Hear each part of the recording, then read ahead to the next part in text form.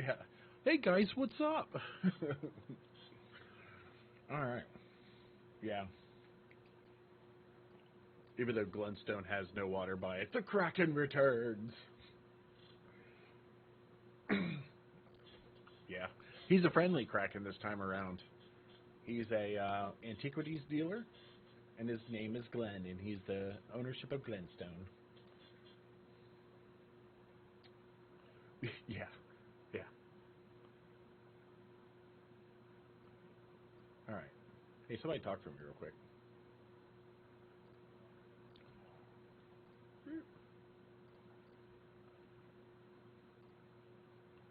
Properties.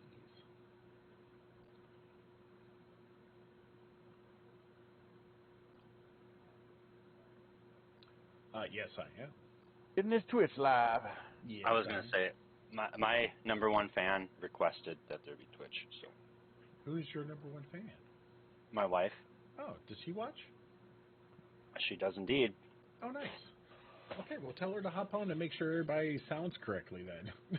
I probably need to do this. Remember. She might still be putting the kiddo to bed. 1 sec. What was her thoughts on my country freaking accent on the druid?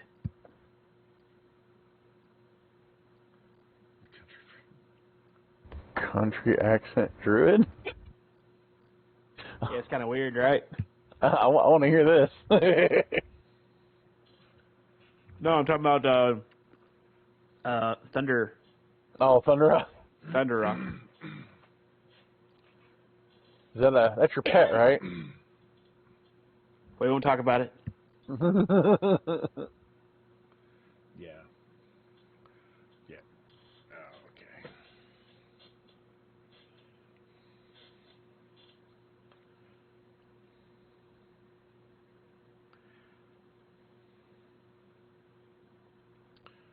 Boom, boom, boom, boom, boom, boom, boom, boom, boom. All right. Quick question. Yeah. Am I to assume that my pet can also talk to me? Your constructs or Jeeves or whatever you need. Yeah. Yeah, and I will be doing the voice of Jeeves. Oh, okay. Gotcha. Mm-hmm. Hey, you know what's funny? My Twitch popped up 1 minute ago on my phone for Chesterfield. There we go. There we go. Don't worry, I'm not bringing it up. It's just funny it brought it up for me. Am I going to have to be a sponsor for the first-time sponsor for the 7th time? Sure.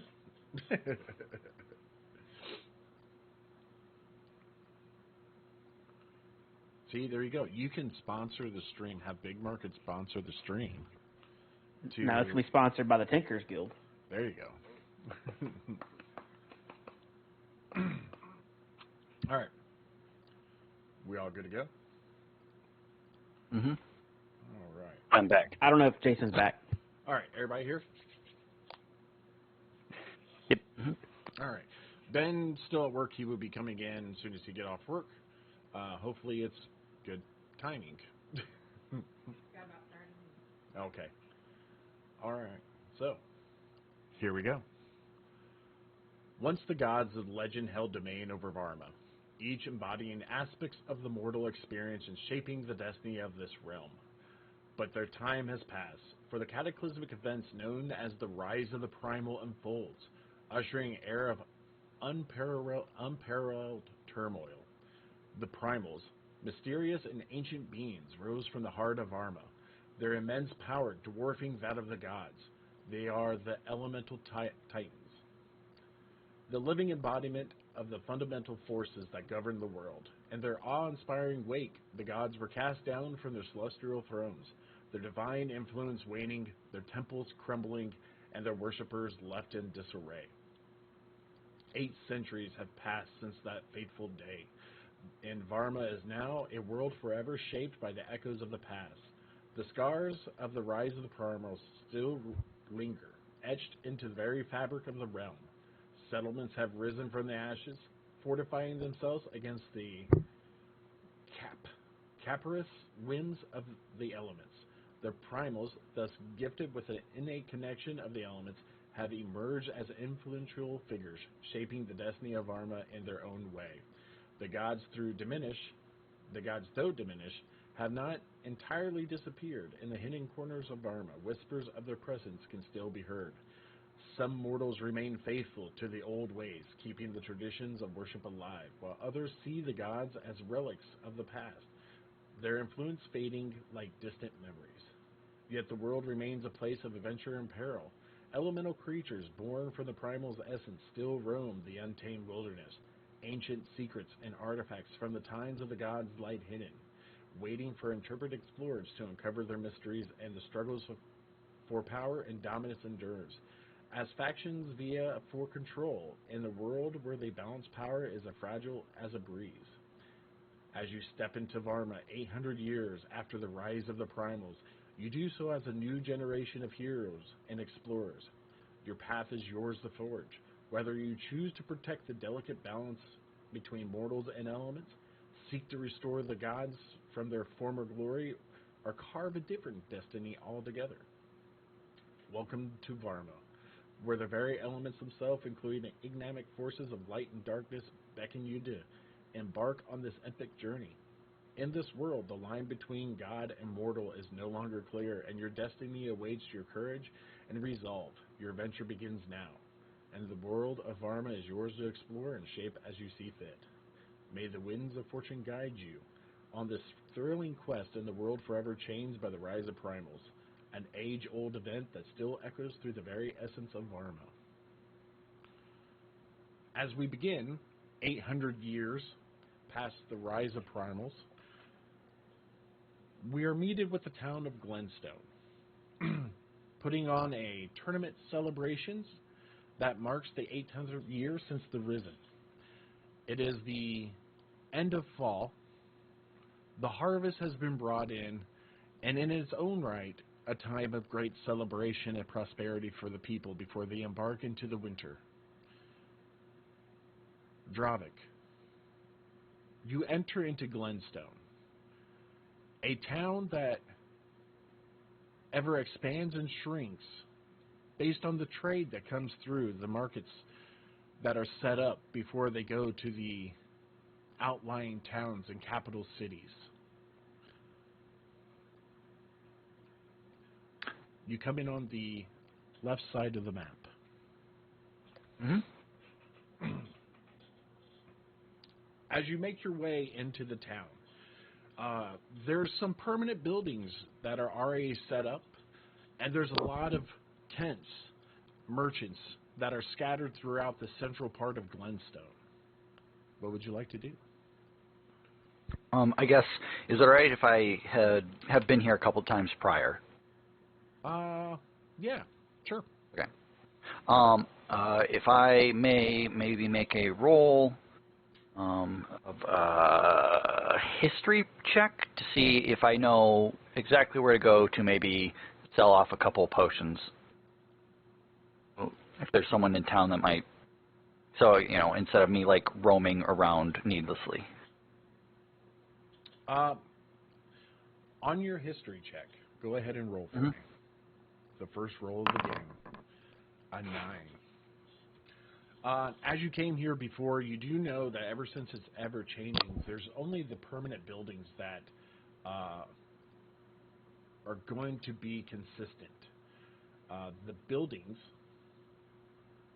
are the Glenstone Inn, the Spice Emporium,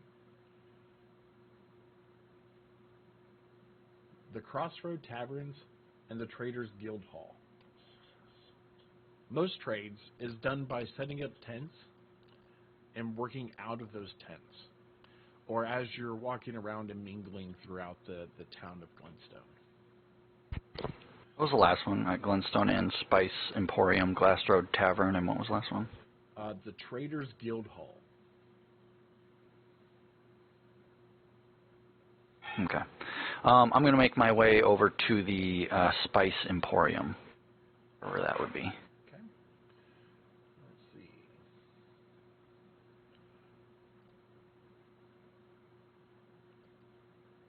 We'll be right over here. That one. Okay. All right, I'm going to make my way over that On yonder. As you're making your way through the center of town, you do notice that where most merchant tents are relatively the same size, there is one tent that is so much larger than everybody else that it's almost a little too gaudy for the area. It doesn't make sense.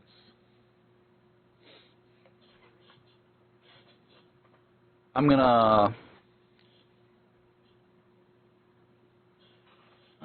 actually gonna. It's gonna pique my curiosity, and I'm gonna kind of look at, kind of see what it's all about as I walk by it.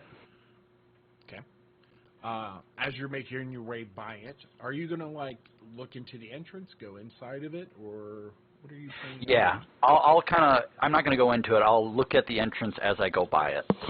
As you walk by it, you see tables set up with pamphlets and different gizmos and gadgets that are inside of it.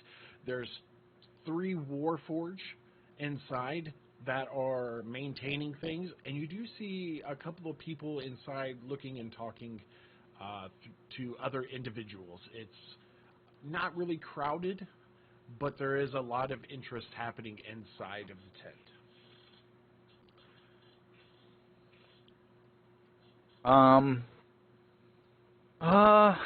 Yeah, I'll make my way into it. Okay. As you make your way inside of it, you see a rather small man before you. Brad, would you like to describe your character to Dravik?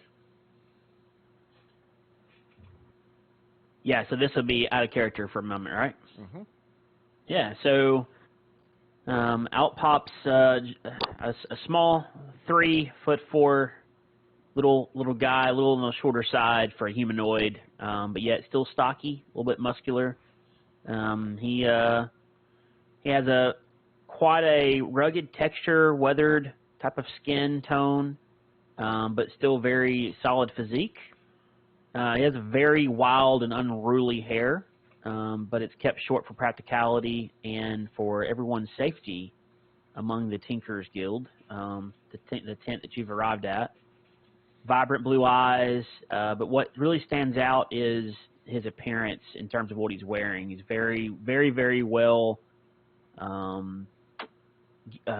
want to say geared. He has a very, very nice long sports coat on, with a abnormally large top hat.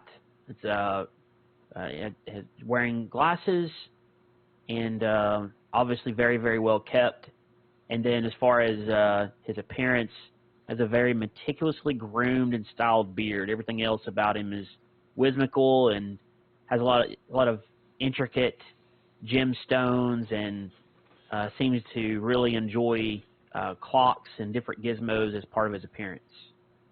And so, yep, that's his appearance. And I'm going to notice him walking in, right? Yes. He's gonna stand out. He's definitely gonna stand out.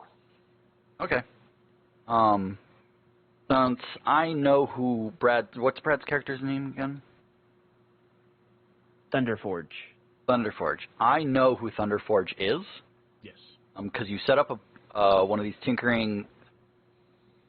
Set up a what did I say? Messaged you like one of the basic one. The apprentice. Rudimentary, the apprentice one. Thank you. Yep. We had a free workshop in your town. Yep. So I know who you are, but I'm just gonna kind of. I've got a hood up, as to kind of mask my appearance a little bit, and I'm not going to confront you right away. I'm just gonna kind of mosey around for the time being, kind of coming up to say hello at the moment. I see. I am kind of walking around inside the tent. It is a very large, rather large tent, actually, with different tables and booths set up, as David mentioned. And so Thunderforge just kind of walking around, kind of has both of his hands behind his back, just kind of casually walking around, kind of absorbing the conversations that are occurring around the tent.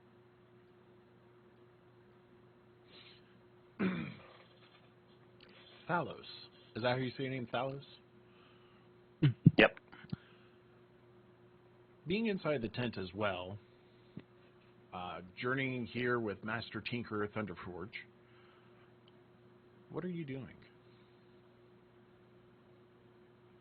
I would probably be just observing, kind of like almost playing guard to Thunderforge, kind of pulling a Thunderak, I don't trust you kind of vibe, feeling a little bit out of sorts with so many people around, being from a smaller village. So I'm just probably sitting off close, but not right next to Thunderforge, kind of like in a pensive mood. Okay.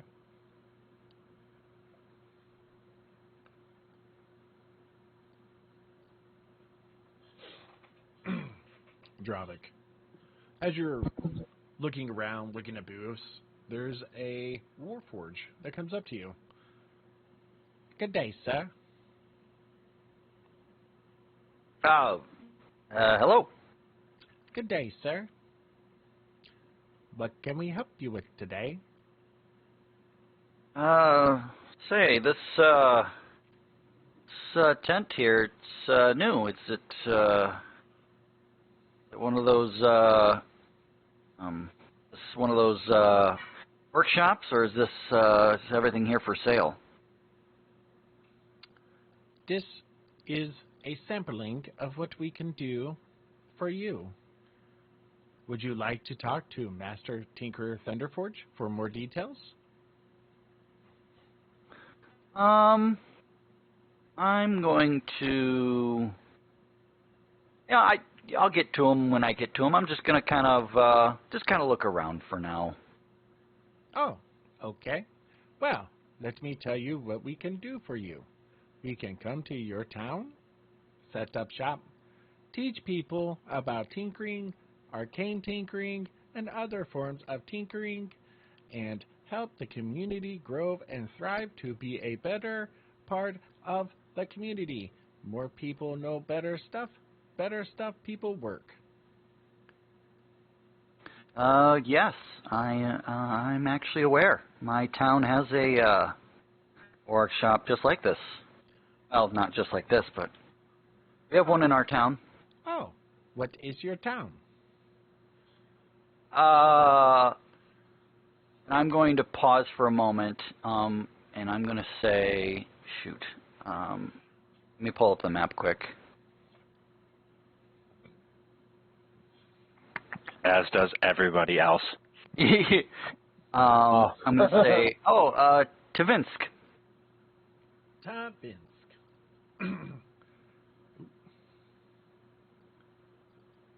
Tavinsk and the Need to make Kazan region. okay. Sister and brother town of Laneby and Norbert. So, That'd be the one. So you run Tavinsk? I was understanding it was ran by a plethora of individuals. Are you one of them? Used to be. Oh, used to be. Ah, great. He turns. Master Tinkerer Thunderforge. Yes! How can I help you? Come here. Someone of used to be great importance. Ah! Our enchanted guest. How are you today? Good. I don't know if you recognize me, but we actually, I was actually the one that helped you shut up the shop in Norbrand. Oh, yes! I remember that event. Do you mind raising your hood so I can see your face? I'm going to very, very, cautiously and, reluctantly, pull it back slowly over my head. As you're doing that, the Warforged walks away to another individual coming into the tent. Hi, how are you today? Ah, Dravik! I remember you! How are you? You know what? I'm doing good. Just passing through town. And gotta say, looks like your business is doing pretty well, expanding pretty good. If you're reaching out this far east. Well, thank you. It's not so much the business for this event. We're here on behalf of the Tinkerers Guild, as you know. Yes, we're expanding. We're very excited about what's on the horizon. How's the local chapter? You know what? I haven't checked in with the local chapter in a couple months. But it was doing good before I left. It was a popular thing. That's awesome. Well, listen, I know we did the free workshop there. We are offering now advanced classes, and I believe you guys were interested. If you want more information, be glad to give it to you. Yeah, funny thing, I actually don't associate with what I used to anymore. Just kind of different idea in philosophy. So I'm actually just kind of making my way east. I'm seeing what the world brings me. Philosophy, huh? Well, their loss. It's so great to see you, friend. As good to see you too, sir. Well, hey, while you're here, I do have a few, let's say, non-tinkerer items you might be interested in. You know, back at the Vale, where we're from, we don't get a lot of traffic, so I do have a couple of items you might be interested in. Just visit the table over there. We have some blankets. We have a couple of flutes. We also have some quills, and more importantly, we have the Hearthvale Hearthstone. It's it absorbs and stores warmth. It's really awesome. You should check it out when you get a chance. Hope you have a great time while you're here at the festival. Yeah, thanks. Good to see you, Thunderforge.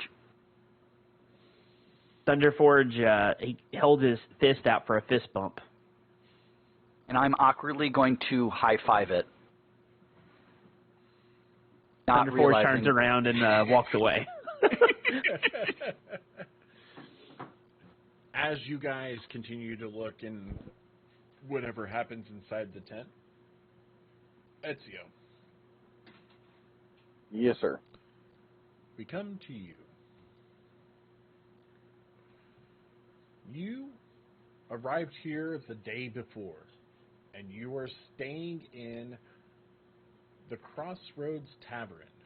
It's a little cheaper than the Glenstone Inn. The food is a little cheaper, and the drinks are a little drier. But it was the only place available, as the inn was booked for the day's festivities and tournaments. The tavern is located over here, as I put your token in. Alrighty.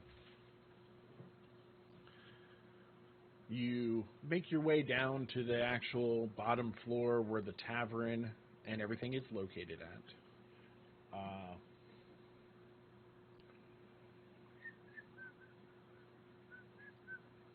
Give me 1 second. Oh, you're good. So many things.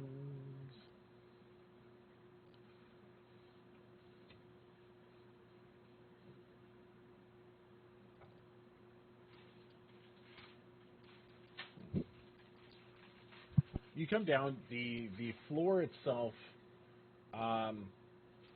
is actually still in good quality. Like, you'd figure a building that's been here for this long might be decrepit, but you can tell the upkeep of the actual building itself is quite nice.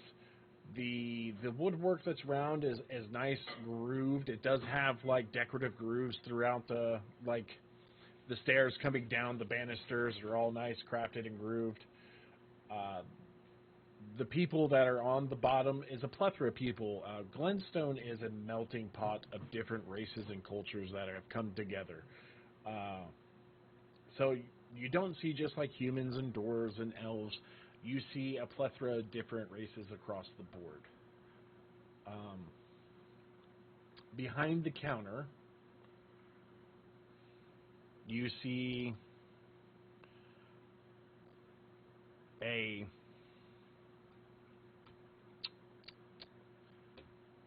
what is the race? A Goliath standing behind a lady. She has fairly light complexion, tattoos going up her neck, shaved head on the sides, and long black with blonde highlights standing behind the counter, serving up drinks. All right. So, what is the special of the day? She looks over at you and goes, well, you tell me. You want something light, something strong, something really strong? Or are you looking for food and substance?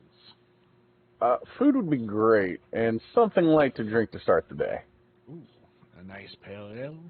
And she begins to pour. We have bacon, we have biscuits, cheese, and fruit. I will take some fruit. Okay. She yells back, my friend over here wants some fruit. Bring him a bowl.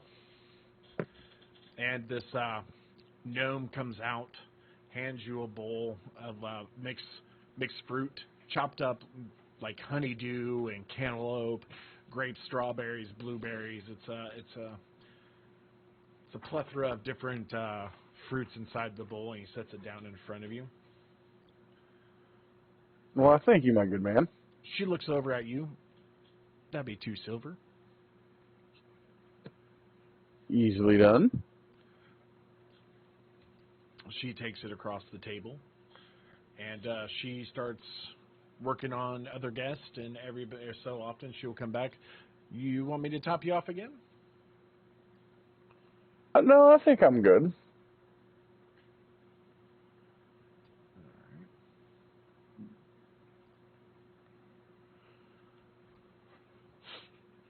After you're done, she'll take your glass and bowl away, and she'll start wiping the counter.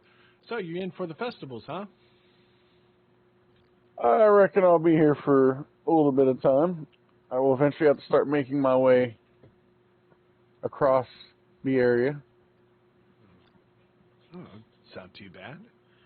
Well, there's a lot of merchants and tents sent up. Several were sent up overnight from when you were here. Enjoy your day, and if you need another room, just let me know, and hopefully we'll have a spot for you. Will do. I will give her like a little side crooked smile, kind of like flirty with her, and then leave. All right. She does that like half smile back to you, and turns around and goes on to the next patron.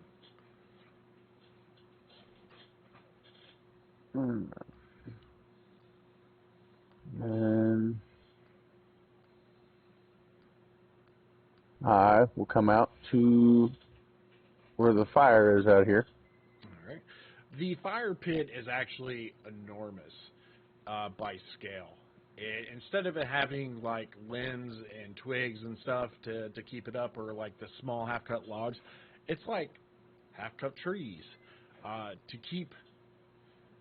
keep that center beacon for Glenstone. If you were to like pan all the way out of Glenstone on its normal basis, this is the hub of the town itself, the epicenter of it, where everything kind of branches off from it.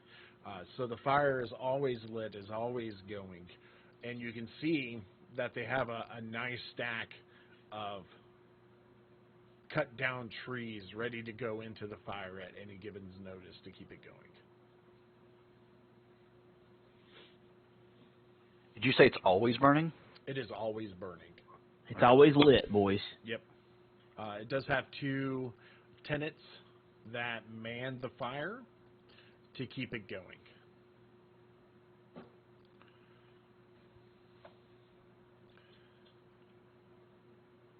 I like it. Let's see. So this tank. Oh, I don't want the person. Sorry. This one here. Is this one of the ones that's been here, or was set up overnight, or? It is set up overnight. And that be where I go, because it is new. All right. Roll perception for me.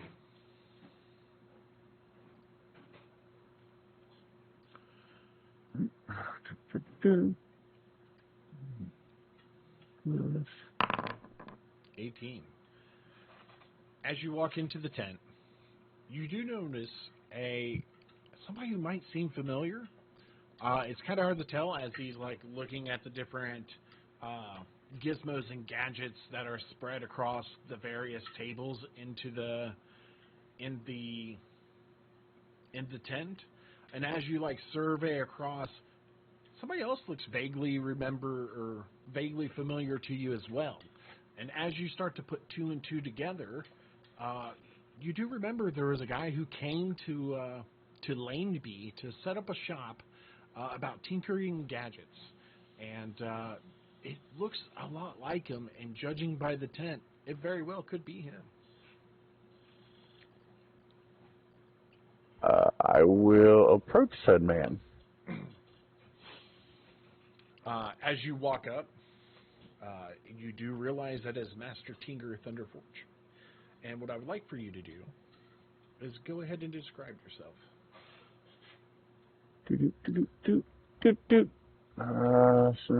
I remember where I was just at. Right here.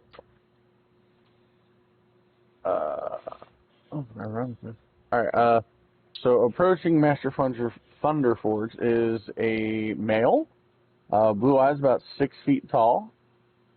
He has long blonde hair, which is kept actually pretty nicely, surprisingly. He has a big old beard in the front there.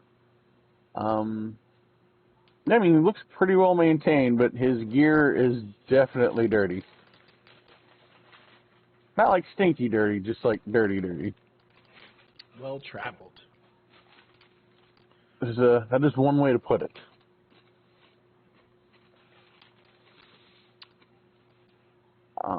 Thunderforge, you are sitting there attending to your tables, and this large gentleman comes up behind you. So Thunderforge is he's focused on one of the patrons that are inside the tent, but I kind of feel this rather large presence kind of walking up behind me, and I'm not sure what's going on. So Thunderforge turns around and is eye level with his gut and is looking at the appearance of the clothes, and then slowly but surely looks further north to look at his face. Well, hello! I thought I recognized you. Oh, hey, friend! How are you today? Not too bad. I'm so glad you joined us at the festival. Well, I heard there would be fun here, so I can't miss that. Well, you know, we always like to bring fun with us anyway, so yeah, I'm so glad you stopped by. How was your travel here? Well, I had plenty of help, you know, so yeah, just kind of showed up and the tent was ready, and also brought a friend with me, and yeah, it was safe travels. Well, that is nice to hear. How was the local chapter? I reckon they were doing fine upon my leaving. They've been very helpful with the locals. That's great. That's great. Any good positive stories? Are we making a difference there? Well, it definitely helps in maintaining the structures we have, especially on the docks. Oh yeah, I should make a visit there soon and see what more we can do for the community. I reckon they would appreciate that. I'll get that written down in my notes, and I'll be in touch. All right, well, you have yourself a great day, and hopefully I see you today later on. Oh yeah, we're here the whole festival. By the way, we have a few items on display. It comes from the Veil, so if you have any interest, be sure to stop over there at the booth. I will be sure to do that. All right, good to see you, friend. You as well. This time, Thunderforge does not hold out his fist for a bump, he just turns around and walks away. And I too shall turn and walk away.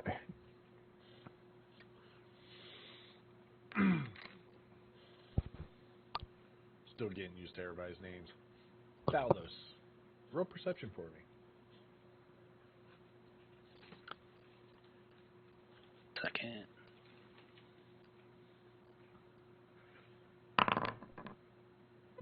15. Yep. As you're in the back of the tent and gazing out and seeing the interactions that Tinkerer Forge has going on, you did notice the one interaction that he had with the cloaked individual. As he still continues around the tent, you realize that he's really nervous. Like he's jittery in a sense about when people get around him. When he's like by himself, he's fine, but when like other people start coming around, like crowding the booth, he gets a little jittery and kind of hops out. He hops out of the booth completely, or? He puts a distance between him and the other people. Okay.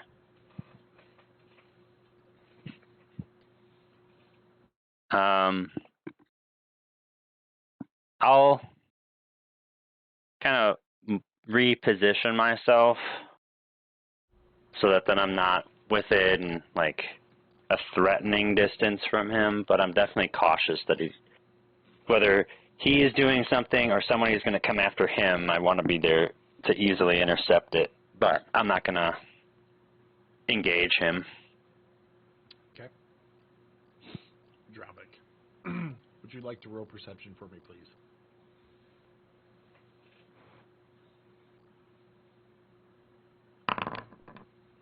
Seven. As you gaze around the tent, you feel kind of comfortable with the crowd that you're in. Like, you can drop your guard just for a second and not feel too bad about it. In that case, I'm going to go over I want to examine the Hartvale Hearthstone a little bit. Kind of catches my eye. Go just look at it, maybe we pick it up, touch it. Okay.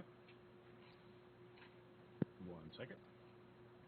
Just a side note, in the D&D channel, I've got 2 links in there. The one that's got the Hearthvale Hearthstone is the non-tinker item for offers. It's the first link.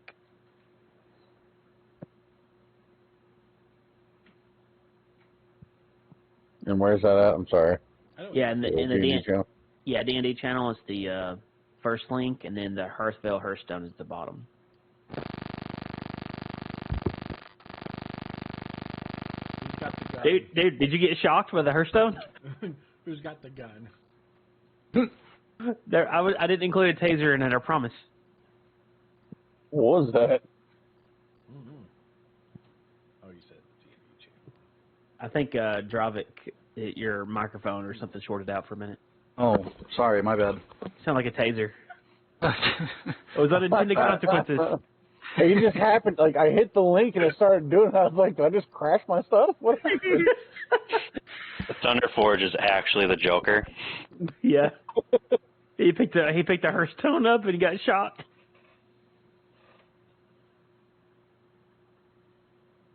As you pick up the Hearthvale's Hearthstone, it just looks like these stones. It doesn't look like it's anything special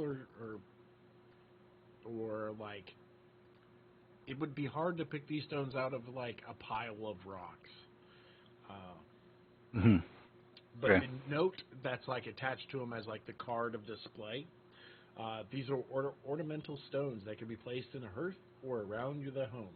Enchanted to absorb and store heat or warmth, they can radiate a gentle heat for hours, ensuring the house stays warm even after the fire has died down. Seeing Dravik drop his guard just a little bit and seeing him playing with the stones, I'll approach him and be like, interested in these stones. And why don't you go ahead and describe yourself there, Jason?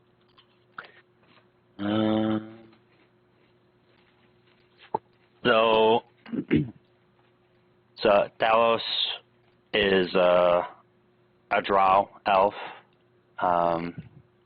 His figure is of striking presence, embodying the enigmatic allure of a drow elf. His obsidian skin absorbs the ambient light, granting him an air of otherworldly mystique. Yet, what truly sets him apart are his eyes, like twin orbs of polished onyx. They flicker with an inner power, an ever-present shadowy force that exudes an aura of both mystery and wisdom. His silver hair cascades gracefully to his shoulders, a stark contrast to his dark complexion. It possesses an ethereal luminescence akin to the gentle glow of the moon. Thalos' features are finely chiseled, with a strong jawline and high cheekbones, imparting an air of elegance and inner strength. While of above height for a drow, he's like 6 foot, and a drow is normally like 4.5. His agile frame moves with the graceful poise of a seasoned warrior. Across his back, he carries a mysterious blade. The weapon hilt bears ancient symbols. The blade itself appears to be forged from the essence of shadows, its edges ever shifting and ethereal.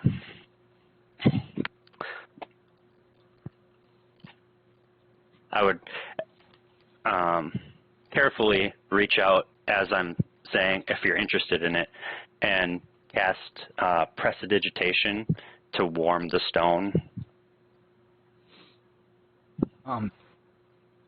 So I'm gonna get a little startled, and like it's like the stone is getting warm. I kind of like drop it because I really don't understand what's going on. And I'd be like, I'm sorry, I was just kind of looking at them. That's kind of a neat trick. And then I'm just gonna kind of like awkwardly just kind of look a different way. Are you okay, friend? You seem a little nervous. You know what? It's nothing really. I haven't had dinner yet today, and I kind of get these blood sugar things going, and it's just I should probably just go get some food. I'll reach into my pack and grab a ration. Here. And of course you would. I will, and I'll take it, and I'll just kind of take a little bite out of it, and like,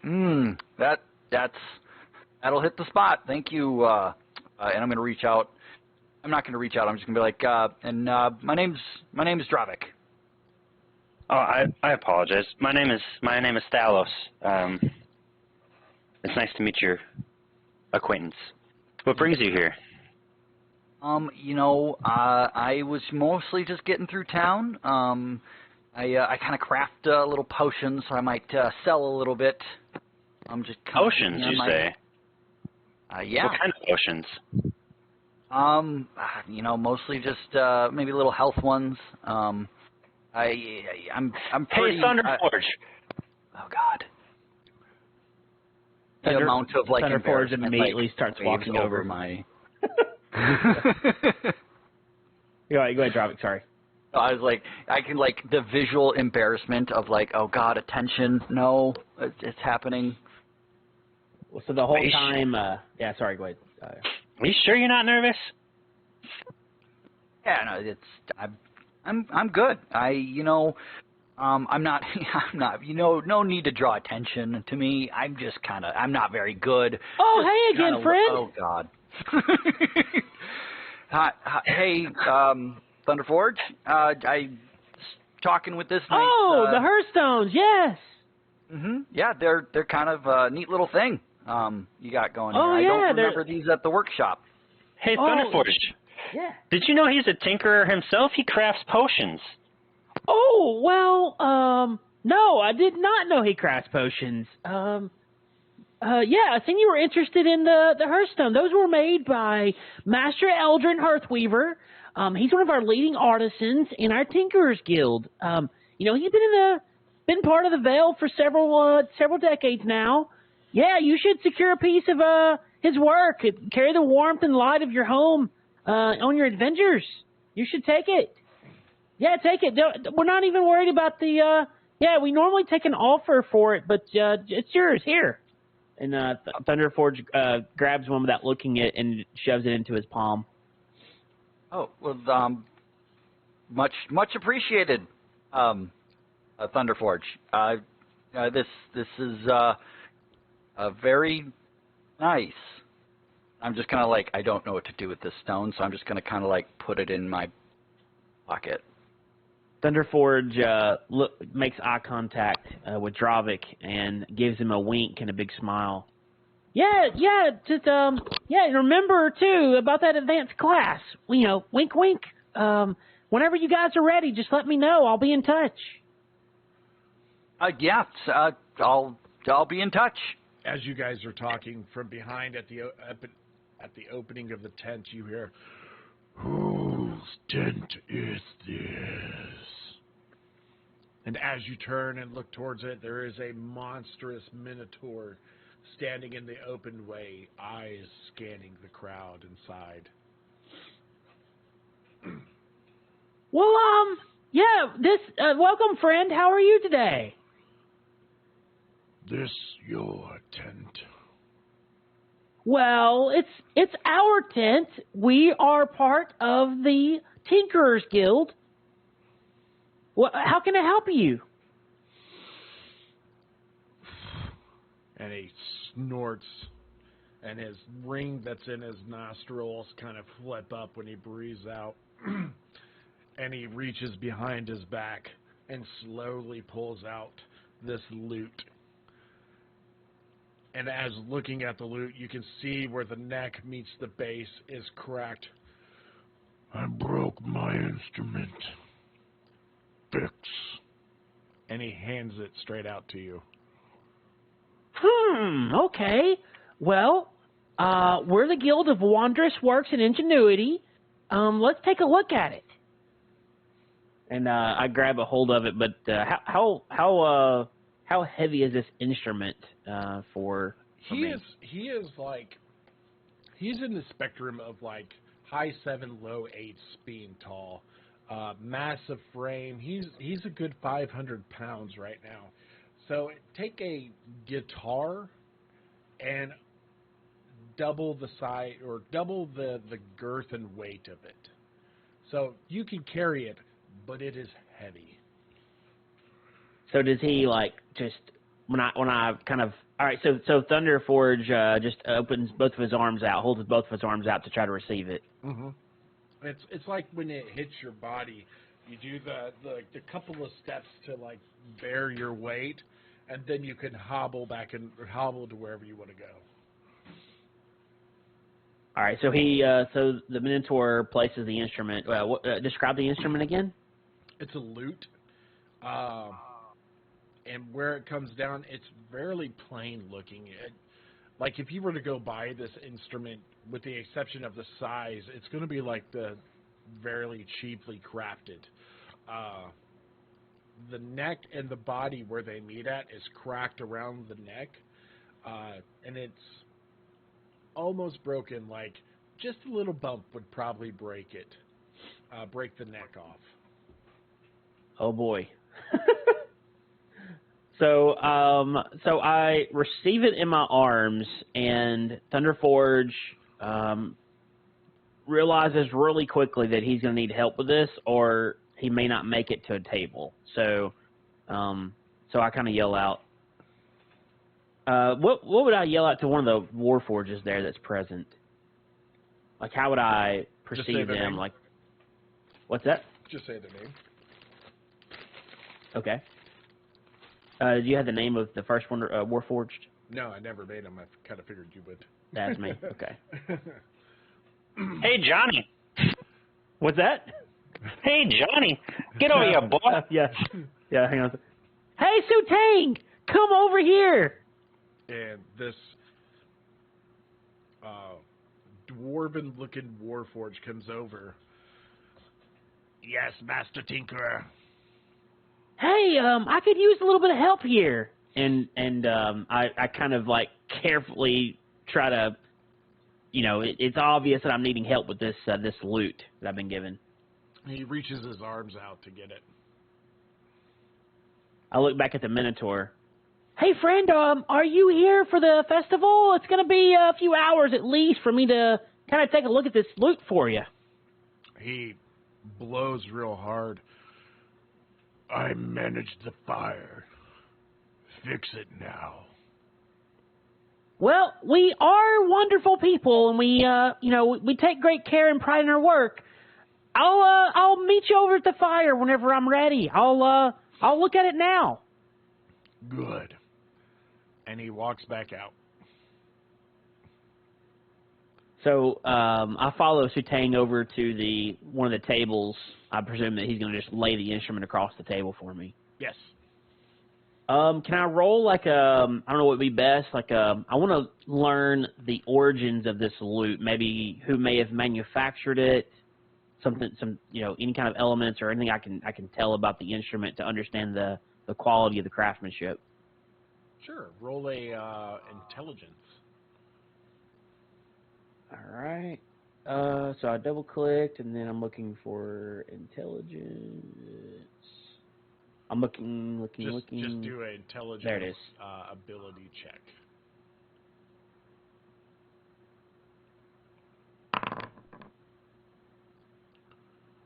$13. As you begin to look over this loot, the material that it's made out of is just your basic run-in-the-mill from the trees, hollowed out and pieced together with a simple glue solution to hold it together. The strings are made from a very low-quality metal. The frame of it is a little bit reinforced, but not in the best way. You could tell, this whole loot was probably, 6 copper on sale. It doesn't have, distinguishing marks of, ownership or any form of, insignia of brand. Okay, and the basic description of the of the loot itself, what appears to be wrong with it? Where the neck of the loot comes down and hits the base, the wood is cracked from one side to the other.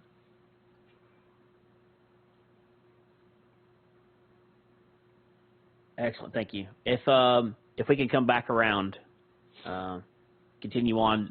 So Thunderforge is inspecting the loot for time being. Okay. Ezio, which token are you? Are you still at the fire? I'm the one at the fire, yes. Okay. That one was, yeah. That's why I threw it off to the side real quick, just so it was out of the way. Okay.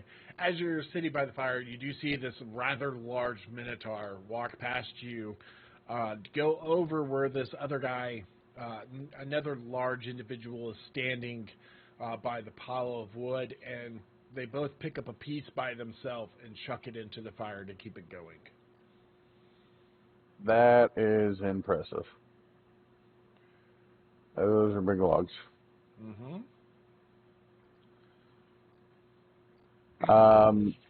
Looking around, just the general area, does there appear to be anybody who needs help with anything?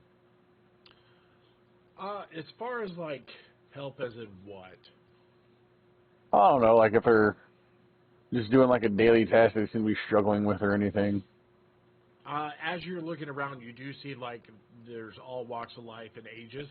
So, you do see, some elderly people that are struggling with their stuff as they're taking it, to and from the different various tents around to their own tent. You do see you know, like the guards that are at the inns and the taverns that's having to deal with like drunks already this early into the morning that they're struggling with. Just if you were to like kind of look around and base the town, it's almost like it's like a low to medium crime rate right now due to the festivities and everything. There's always, as you look, you do see like shady people walking around, hooded people walking around, and then you see like nobility with like, and they have their own personal guards. And then you also see the guards of Glenstone walking around. So finding things to help people with is pretty much just throw a rock and then you're into something. I will, those elderly folks that you mentioned, I will go over and just kind of help some of these elderly folks move some of their stuff for them. Okay. Just to be nice or whatnot. All right. As you're doing this, they will tip you a couple of like copper. Thanks for the help. Help you, young man. I will actually refuse the copper. See, Silverly isn't dead. It's such nice people around here. Humanity restored. So my ears are going to perk up, and I'm going to come out and say, I'll take it. I'll take the copper.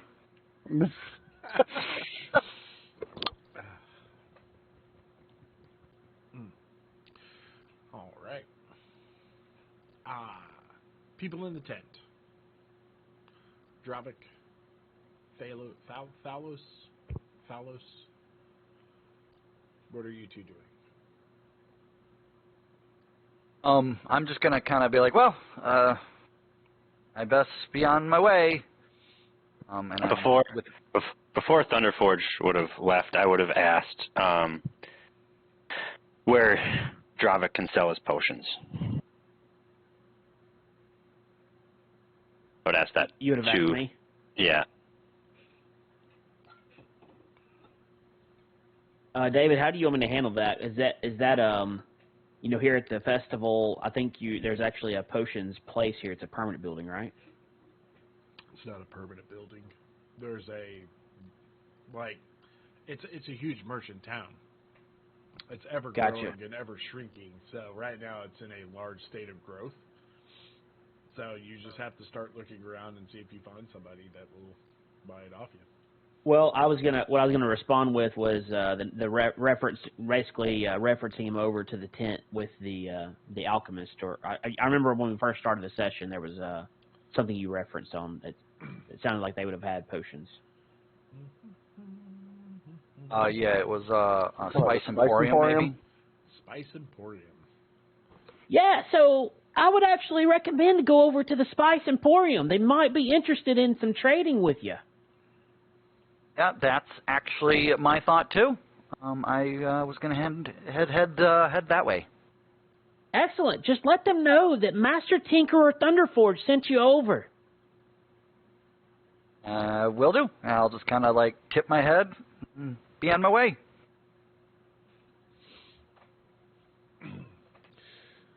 As you walk out and you start heading up towards the to the Spice Emporium, you start to get hit with these really aromatic smells. It's some spices and herbs you know from like daily cooking, and then there's some other smells and exotic smells that you have never smelt before as you approach into the Spice Emporium. All right. So still me, right? Yep. All right. So I get in. I guess, what do I see? Do I need to make any checks? No. As you walk in, there is a satyr walking around. He's dressed with a very loose-fitting vest. He has flowers decorated around his neck like a necklace. He's got the big beard, big brown beard coming down to where it's like real puffy on the sides, but nicely trimmed underneath the chin, with a long soul patch coming down to meet the length of his chin hair. His hair is really messed up. all over the place, and his horns are coming out. Just a little bit through his messed up hairs. They're not like full curved out horns. They're almost like spikes, like a deer spike, horn. He does have a wooden staff with him that looks like is as tall as him, which is like 4.5 foot tall, and then it's circular on top, and it looks like how it's connected together is through a weave of different vines and flowerings. And as you come in, the little bell rings. He looks over and, how may I help you? Yeah. See if you can help me. I got some potions. Just trying to sell, kind of pawn off, give them to you for a good price. Unless that's not something you deal with. What type of potions you got? Just a couple of generic, just health potions. Oh, health potions. Well, here at the Spice Emporium, we have your finest and most exotic culinary spices and herbs needs. Do your potions fit into that? I suppose they don't. Oh, too bad. Would you like to come and look at the different spices and taste the world? Well, it certainly does smell delicious in here. And out of character for a second. Is there any? Could I maybe do a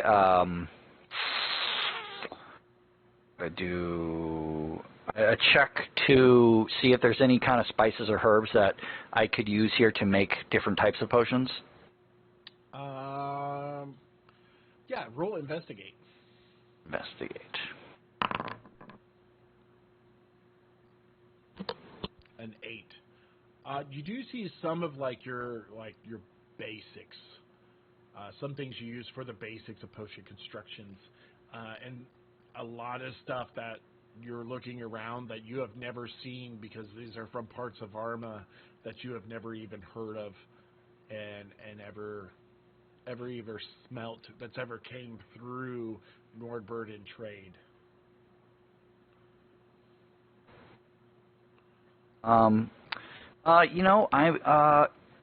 Could I ask if do you know anything about crafting potions, or anybody in town that might be able to help me? There is a lady that came in. She sells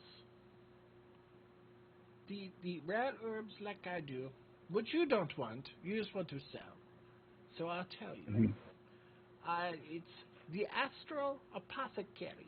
It was a Lady Starflower. Looked Alvin. She's around here somewhere. She might buy. Did you point on the map? Sorry. I did not. You did not. She's just around here somewhere? Yes, I don't know. Many tents. Maybe some tents. Okay. Well, I guess I will. I'll go look for this lady flower. Or what? Yeah, I got it. Starfish, actually. Starfish. Lady Starfish. All right, so I'm just going to kind of, as I'm going to do often, just kind of leave without saying anything. All right. And I'm going to kind of like, gonna make a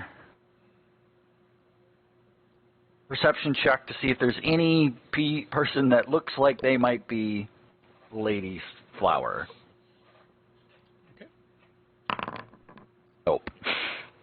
Ooh, you know what? You didn't subscribe to D&D Beyond, or you haven't renewed, and I'm loving these roles right now. You just say Bring when the man out. steals the mythic item that you have hiding somewhere in here. Just wait until the charm comes up, yeah. Yeah. Hey, don't you know that in this world, charm doesn't work? Ah, I'm glad I took charm person. Yeah, charm person, friends, all that stuff doesn't work. You guys didn't get the memo? damn it! Yep.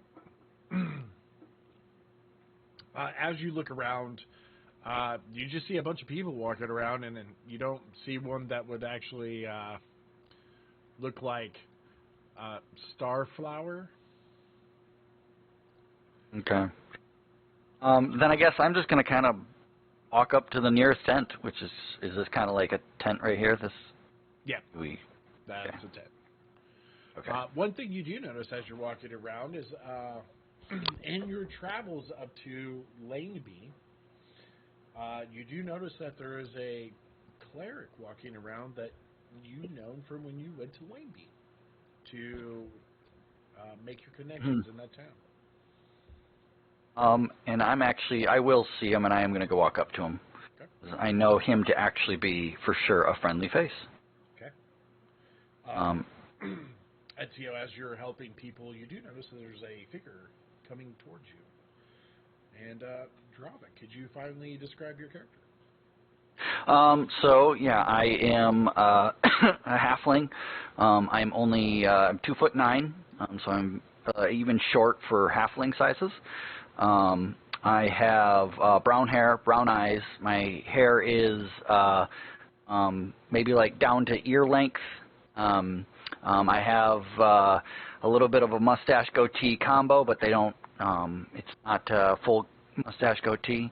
I do not carry any weapons on me. I have only leather armor that is that looks like it's never seen battle at all. And yeah. And he got electrocuted. Electrocuted from a rock. No. Was that me or is it someone else's? I don't know. Did I get electrocuted, or did it do it again? Yeah. I heard Talking? something for sure, yeah. Just for a sec, but I don't think it was as loud this time, but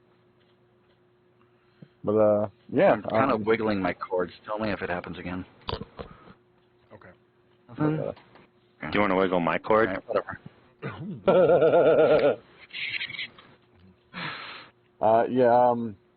Yeah, as he approaches, he said he was approaching, right? Yep. Mm-hmm. Yeah, as you approach, I will greet you. Mhm. I'll greet you. And How are you doing? good. I gotta say, it's good to see a friendly face. What are you doing this far away from the you're like a cleric in training? What was it again? I forget. Yes. I'm trained to be an elder cleric for the church. Okay, so what are you doing this far out from the church? Well, I am doing my pilgrimage.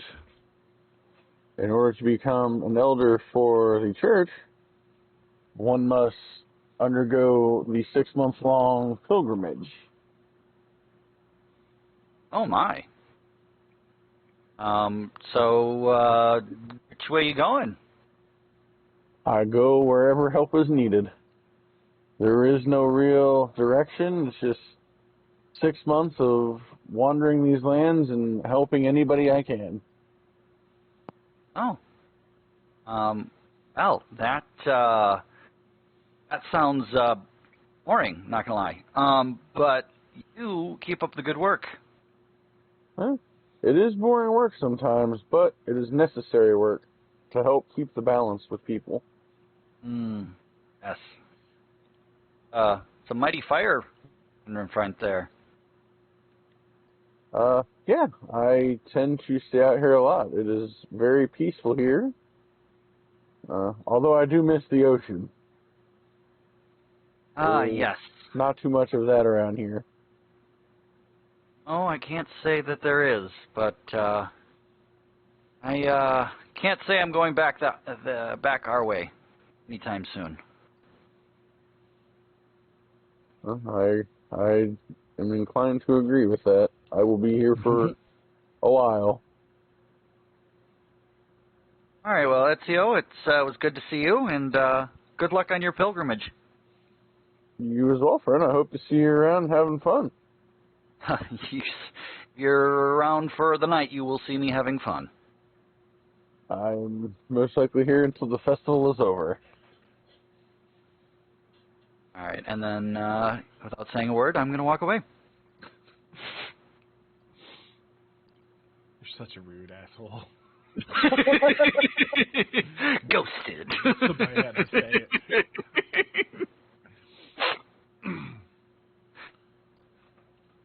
All right. Yeah. Thunder Forge. Yes. So I've repaired the loot and ready to approach the Minotaur. Okay. You leave the tent. You Well, see. well, I don't leave the tent. I leave the tent, but I need Su Tang with me too. I carry the thing. Okay. He picks it up and he's walking beside you. So it's obviously a pretty short distance to the fire, and I can see the almost like the it's easy to find the Minotaur. Let's just say it that way. Yes. I can see him from as soon as I walk out of the tent. I can see the Minotaur in the distance. So I carefully start walking my way towards him. Thalos would have followed Thunderforge Okay. also. Excellent. All right. I need you, as you come up to him, I need you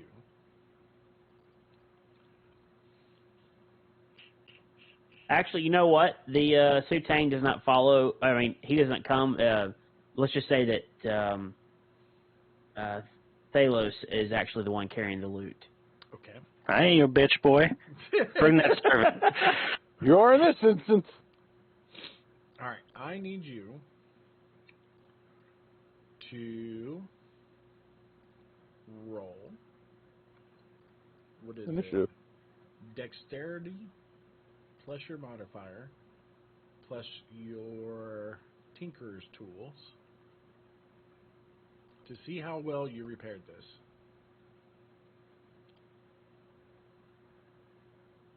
So roll All right. Tinker's tools. You go to your All right. inventory. Yeah. Yeah, I'm trying to. Why is it my? Oh, I gotta click on my. Mm-hmm. There we go. I come out of the tent. There we go. All right, so I'm there. I'm on my spell book, and I click my. Go to. Sorry, guys. Thank you for your patience. Inventory. Tinker's tools. Okay. I'm gonna click use Tinker's tools. Yep. Okay. With advantage or no? No. Okay. 14. Okay. Tell me, What time of day? Sorry, what time of day is it? it is still mid-morning. We haven't got to noon yet. It's still in the mid-morning time. Okay. How did you... Well, never mind. No, I have the details. Tell me how you fixed it. So I repaired the part of the neck. I used a high-quality glue to carefully mend the loot. I was able to carefully bond the neck to the base. I used a couple of different instruments to hold it intact while the glue kind of sealed, and it's very, very firm. Like there's no give whatsoever from where it was previously cracked. Unfortunately, this is where I can RP it. I did have to remove the old strings to repair it carefully. And you know how old strings are. Like when you take strings off, like there's no putting them back on. Oh, yeah. But there was another tinkerer that's part of the tent who actually happened to have some strings, some oversized strings available. Mm-hmm. So I went ahead and put those strings on, and I've already tuned the lute for him. So he got new strings. First of all, it's repaired. He's got new strings on it. And I went ahead and also got the lute tuned for him.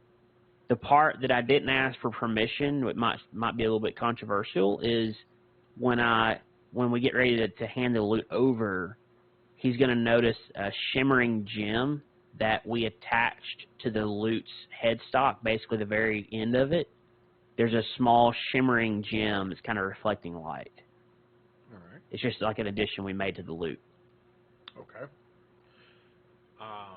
As you approach towards the Minotaur, he is leaning up against the large pile of wood, and he is eyeing you as you come close, or comes towards him.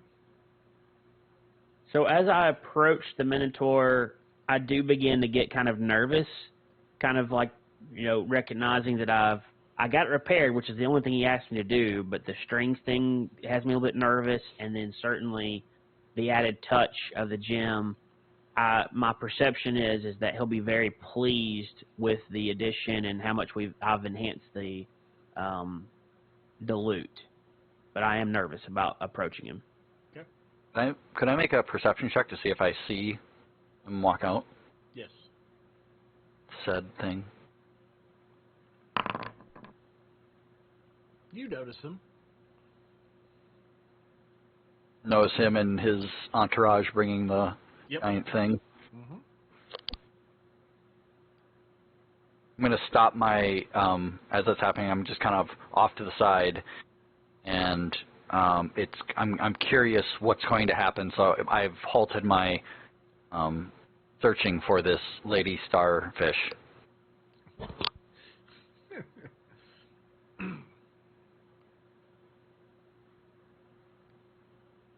So you may go ahead and start? Yeah. So because I know he's eyeballing me and I'm a little bit nervous, I don't even greet him. I just immediately start going into what I did to repair, and I'm a little nervous. So I'm talking kind of fast.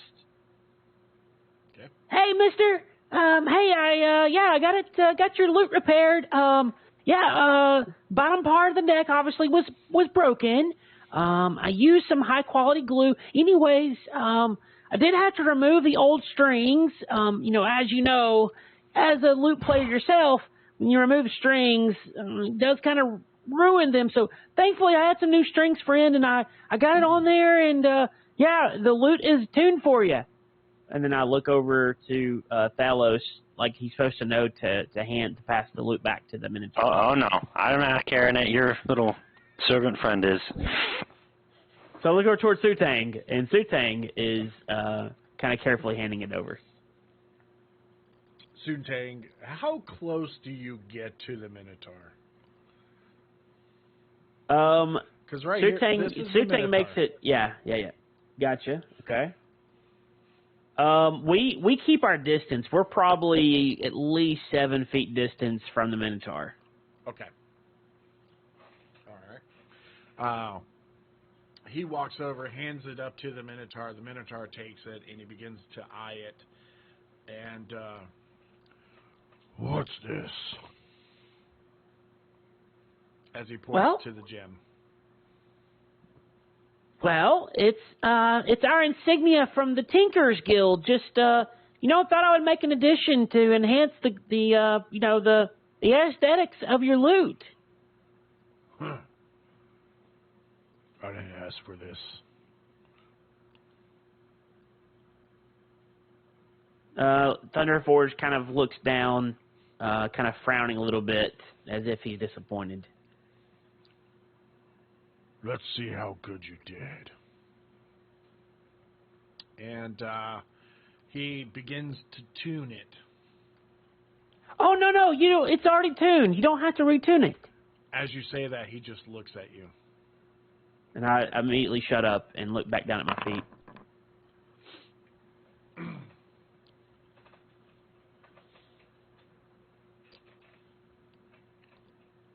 As he begins to strum a little bit, the crowd comes up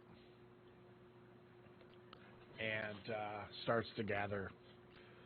And he begins to play, and it's actually pretty good. Begins to sing a little bit, and can you RP that? Yeah, I sure can.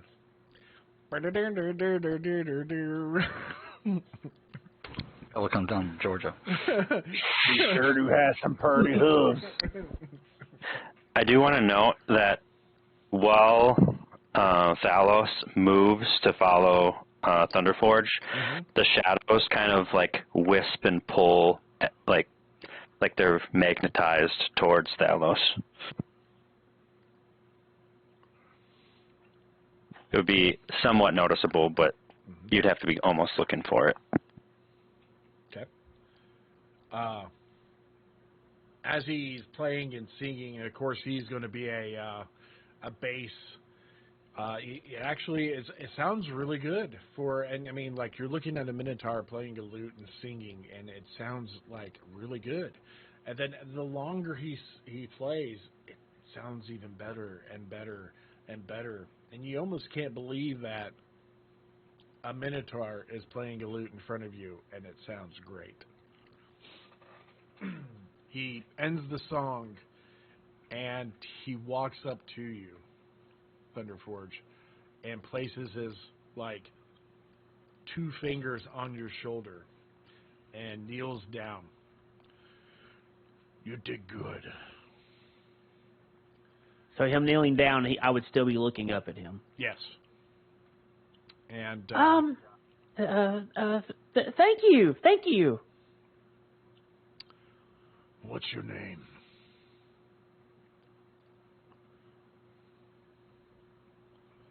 My name is Master Tinkerer Thunderforge. And what is yours? My friends call me Mintalo. Mintalo. Okay. That's a unique name. I like it. Mintalo the Bard. Oh, you're a bard? Wow. Yes. I am How probably much, the only Minotaur bard in all of Varma. I can agree with that.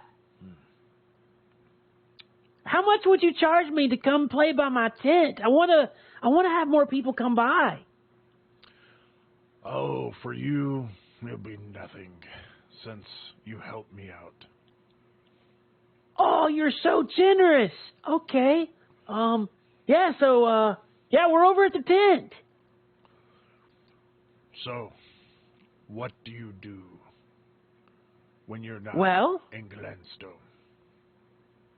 Well, I travel a lot. I represent our guild, the Tinkerers Guild, and I'm also a businessman.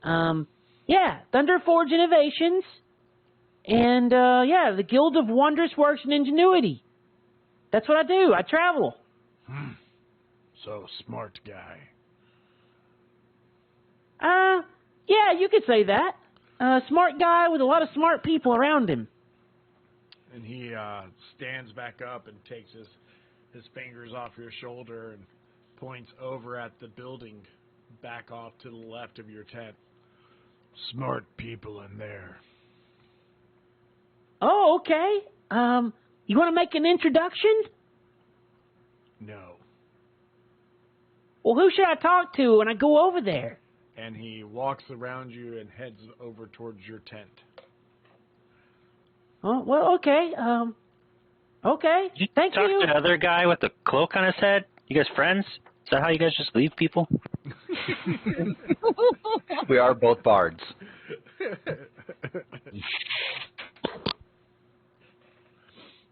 So Thunderforge tries to get his courage back because he was definitely nervous about the engagement, and then that's lowered his wall. So I kind of do this weird thing where I take my hat off, stare down into my hat, put it back on, and start making my way over towards the building.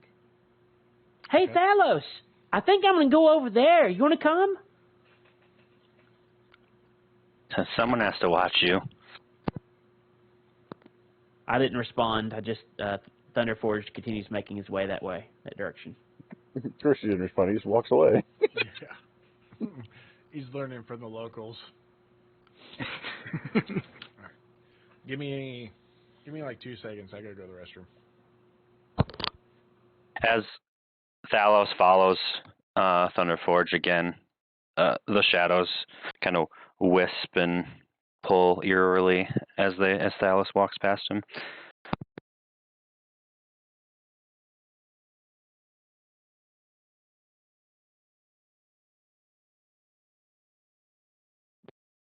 no, never mind. Somebody was in there. All right. Did you just walk away? Yeah, I said be right back. I'm going to use the restroom. And then somebody was in there, so I came back. I get the joke. Yeah. All right.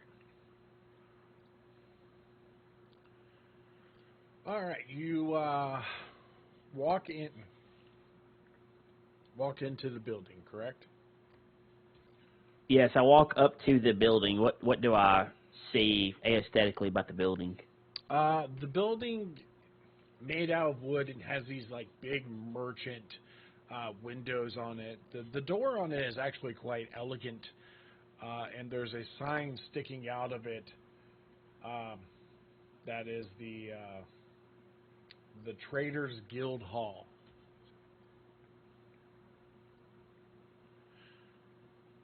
Would I be familiar in my travels about this guild hall? Roll history.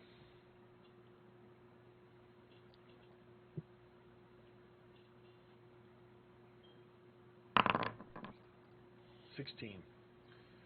You know that the guild hall is the building where the Council of Merchants convene.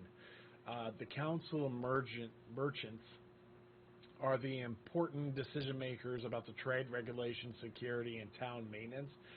These are the people that are over Glenstone. Got it. And any, I didn't really build anything into my character in terms of history with Glenstone. Would they know who I am? Nope. Okay, cool. Yeah, so Thunderforge walks up. Is there like steps or anything that I step into or step up on? Or is Nope. it just a door? Just a door. Just a double door. And it's pretty much open to public. I just walk right in, right? Yes. All right, so I look behind me to make sure Thalos is really close. Kind of nervous walking in for the first time to introduce myself. Not sure what to expect. And I walk in the door. As you see, I got tired of making custom tokens for everybody. So we have Ghost. And so, welcome to Token People. Lots of hoods. Thanks, Ghost. We just stepped into the hood. Yep. After I made the 30 so odd more tokens for the representatives and stuff like that, I was not going to go find more art to put in to make tokens for them. So He said he learned a lesson. yeah. Yeah, well, I don't know. Let's see. Just in Glenstone, I don't know. I think there's 60 tokens, if not more. Okay. As you walk in, you see 3 rows of benches heading up to 3 different desks and benches on the side. There's standing flags that go all the way around the building itself, and each flag, as you look, is a representation of a different region inside of Varma. There's assortment of people inside here. Everybody inside here, with the exception of the 3 at the desk, are in very elegant-looking clothes.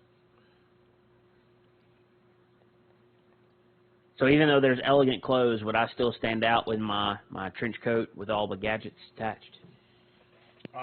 Yes. So Thunderforge walks in and makes eye contact with Ben Affleck. He's the one in the top right up here. Okay. And kind of taking in the building.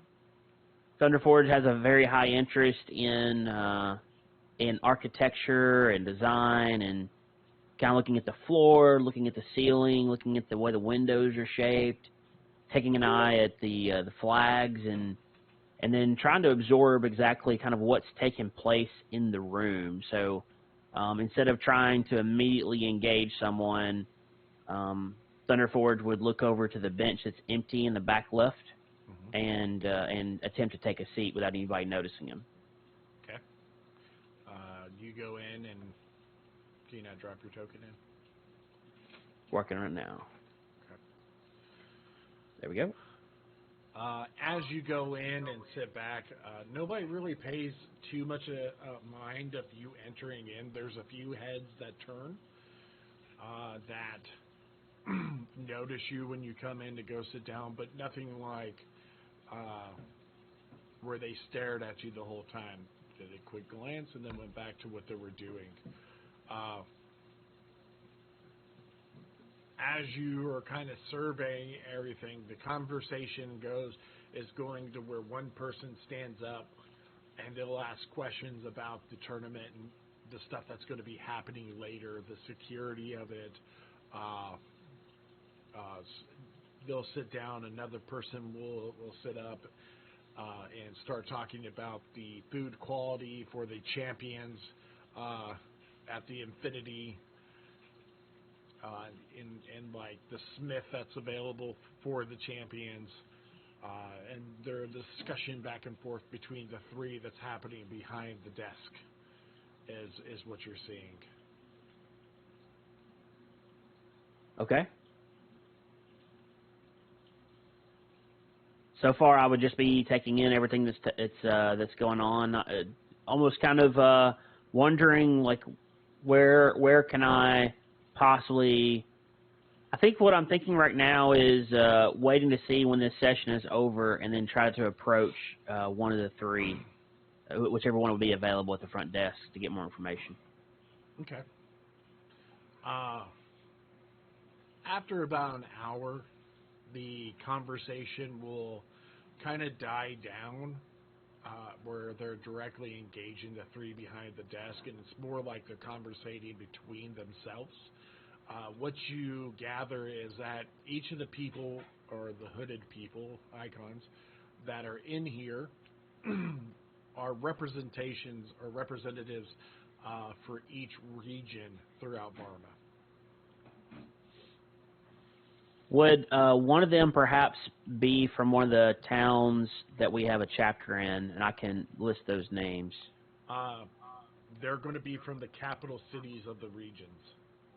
So Lambie, Sorian, or Norbiund? So, or Norband? Let me pull it up real quick. Thank you. It'd be Moriland, not Sorian. Oh, we changed the name on it. Sorry. Well, for my region, the place I'm from is a small town. Yeah, so we definitely have a chapter there. So from Kazan, there is a representation from there. That's in this place. From Kazan? Okay. Yep. So I would kind of wait for. I would recognize that individual by face, although I don't remember their name. But I would be kind of. I would see that I recognize that person. I can't even remember the exact region they're from, but I recognize them as being a representative or someone I've met, and I'm kind of waiting for that person to be isolated or not tied up in dialogue. Okay. Let me find them real quick. Sorry. That's the bad part of everybody looking alike. You got to click on everybody. Ghost number Exhibit 3. Yeah. Ghost Exhibit 3. That's it. From now on, not important NPCs. Just label them 1, 2, 3, 4, 5. All right. Well, they're all important. I just haven't put the official icons. Because if I would have done that, I would have had to make 30 more custom icons, and I just didn't feel like doing that today. All right. As you kind of survey to the crowd, you do notice the emblem. Hold on 1 second. The emblem of Kazan on a particular individual. Excellent. He is sitting off to the left and to the front on one of the side benches by himself. Okay. So okay. Thank you. Perfect. So Thunderforge kind of hops off the bench. His feet weren't touching the ground originally. And kind of straightens his jacket up, checks himself, self-inspection, make sure all of his gadgets and everything are in order. Checks his top hat, make sure it's straightened out, and kind of runs his hand through his beard, making sure he's ready. And he notices that Thalos also gets up at the same time, and without saying anything, he kind of motions to Thalos to sit back down at the bench. I'll nod, and I'll sit back down, but I'm very clearly just observing intently. And Thunderforge walks over towards the bench, and he he recognizes the face, can't remember the name, but recognizes the emblem, the insignia for Kazan, and but hopes that the individual recognizes him. Hey, friend, do you remember me? Tinker's Guild? As you look at him, the crest, it's a crescent moon over a starry night sky. Looking at this guy, you can see where he has an unofficial name tag for what's happening, and it's Lord Barian Brightaxe. It's a shorter dwarven man. He has this really magnificent looking white beard and this thick mane of perfectly styled hair.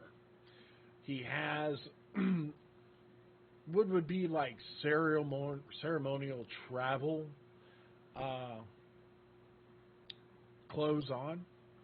That's going to be well pressed and ready for the day. His boots will be nice and shined, and you can tell that he really takes care of his appearance.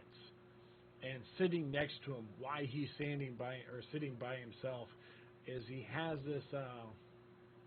this really beautifully crafted, that's encrusted with jewels and other ornate decorations through it, of this ceremonial battle axe.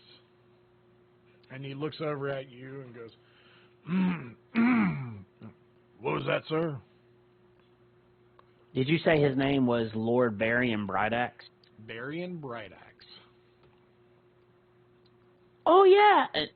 Thunderforge kind of slightly remember because of the massive ceremonial battle axe. I immediately recall his name, but I get it wrong.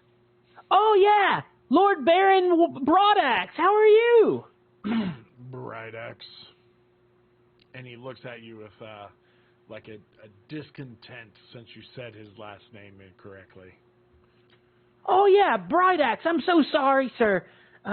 It's been a minute since we talked. And I know you. Oh yeah. So I'm part of the Tinker's Guild. We have a chapter there in Kazan, where you're from. Okay. Yeah. So well, I was just simply coming over. It's first time that I've been in this building, and been through Glenstone a couple of times, but yeah, just wanted to make an introduction to myself or for the guild with one of the three representatives. I didn't know what your thoughts were. Glenstone. It's a dirty little town, and I don't know why we're having the festival and tournament here. I think it would be so much better if we actually had it back in, Tvinsk, where the great naval base is at, so we could demonstrate our full power to all of Varma. But whatever. This is Well, where I'm. we're at. This is where they sent me. Who's they? Well, everybody, the representatives that run Tvinsk in the Kazan region, of course. Oh, okay, yeah, yeah. Well, Have you made that suggestion to have them move the festival next year? Well, they only do this every decade, so it'll be a while. Hopefully I'll be retired by then. I won't have to do this no more. Yeah, me too. Hopefully no more traveling for me, by then. But I don't know. I enjoy it. I'll probably never retire. You know how that goes. Nope, because I hope to be done soon. Enjoying the finer things of life. I've done my dues. Thunderforge kind of looks back over at the axe whenever you say that, thinking like, I wonder how many people he has killed with that thing. And I take a big gulp.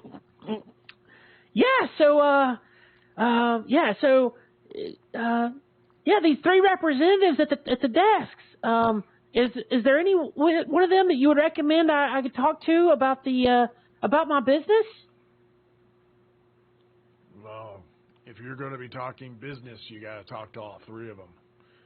They run Glenstone. Sorry. He points over towards the guy closest to you. That dwarf right there is Eldrick. Then you got Lyra, the one in the middle. And then you got Vorin, all the way to the right.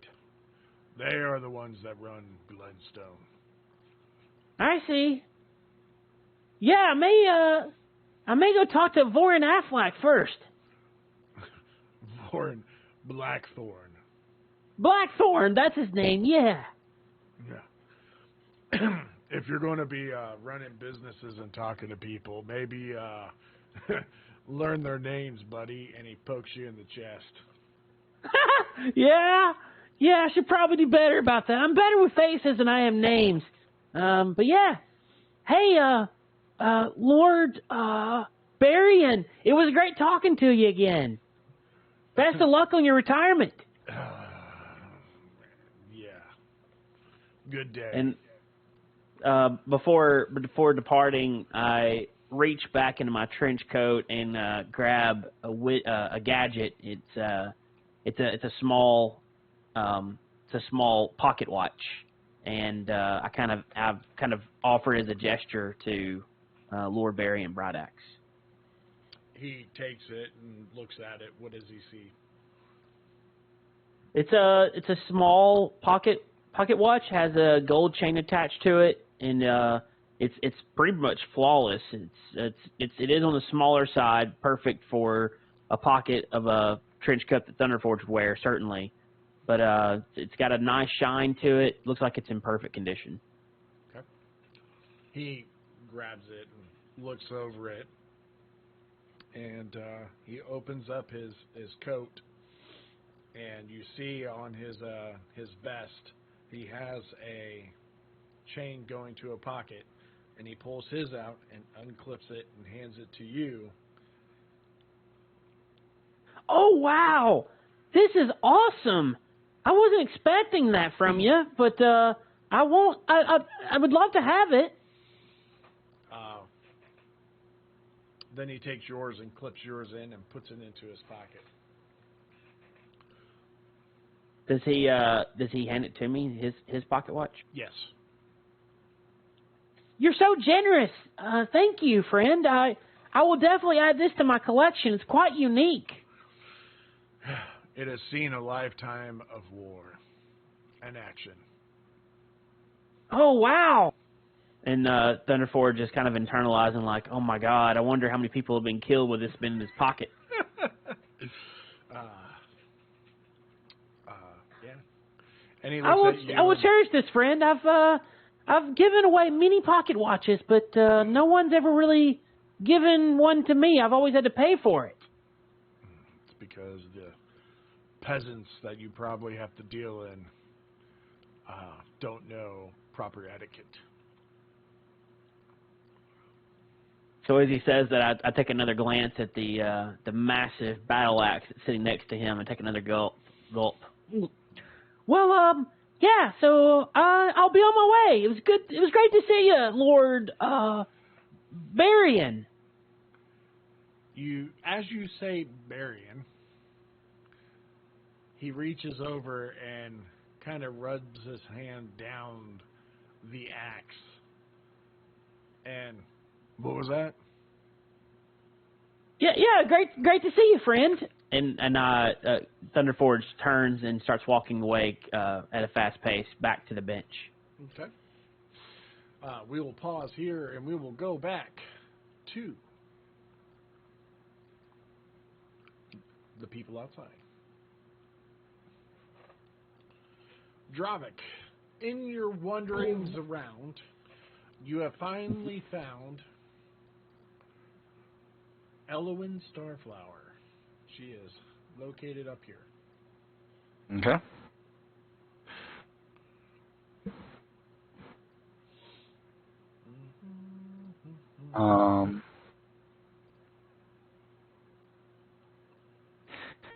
Yeah, so I will approach, and I am looking for a Elowyn Starflower. As you make your way up to the tent, it is a lovely emerald green on the top and trimmed around. As you enter in, you do get hit with a smell of like herbs and spices, like you did at the Spice Emporium, but not as tough, as strong. And you hear and see like different elixirs and remedies percolating, and you see like different compartment display cases that has like crystals and like potions that look very eloquent that are put up into these like glass cabinetry around, and towards the back, talking with another individual, is a half-elf woman. She has this really long brown hair going to like the center of her back that's just perfectly straightened.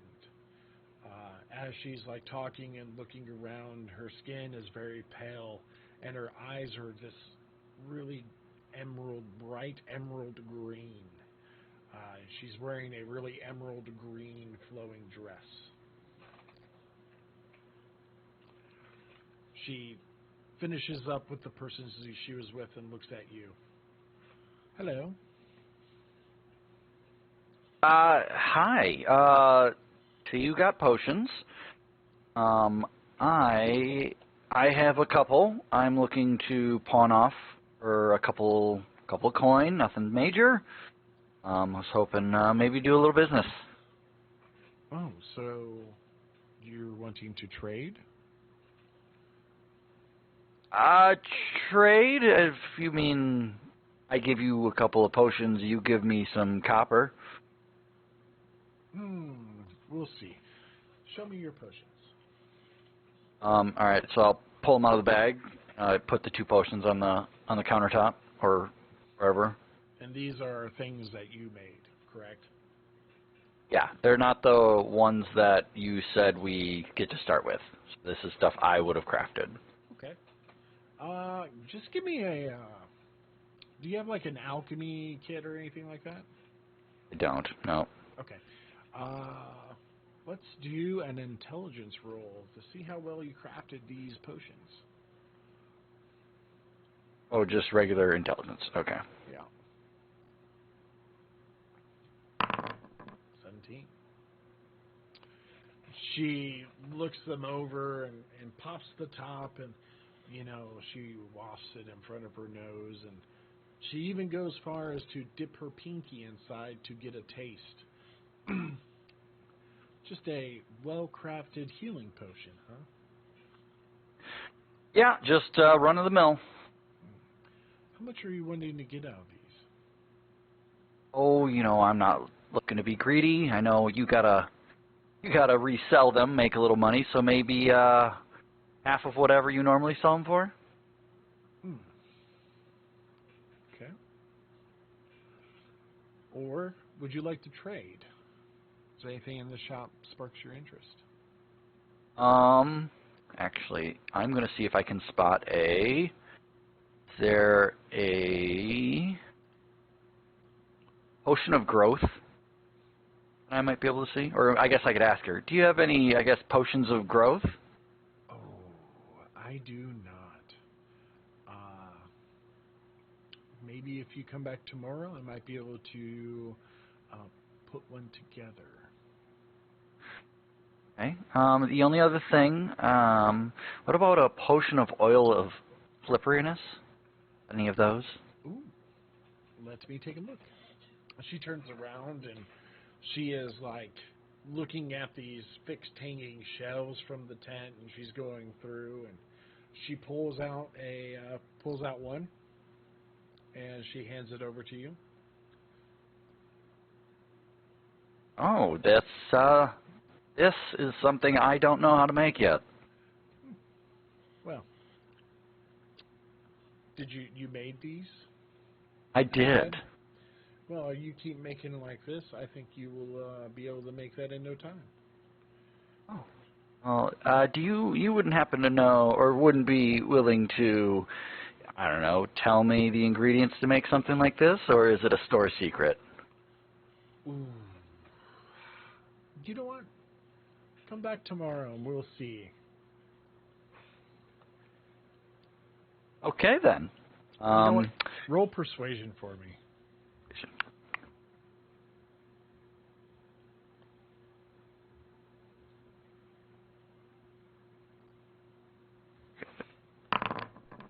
13. You know, if you come back tomorrow, I think I'll have time to show you. I'll make sure I have time to show you. It's a date. I will be in tomorrow.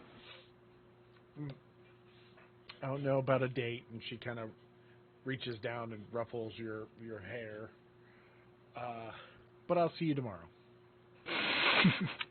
And then I still take the oil one and leave the 2, right? Yes. Okay.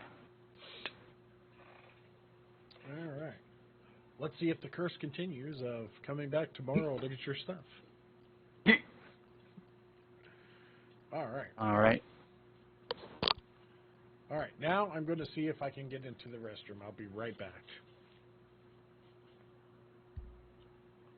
I will be right back as well. I have arrived.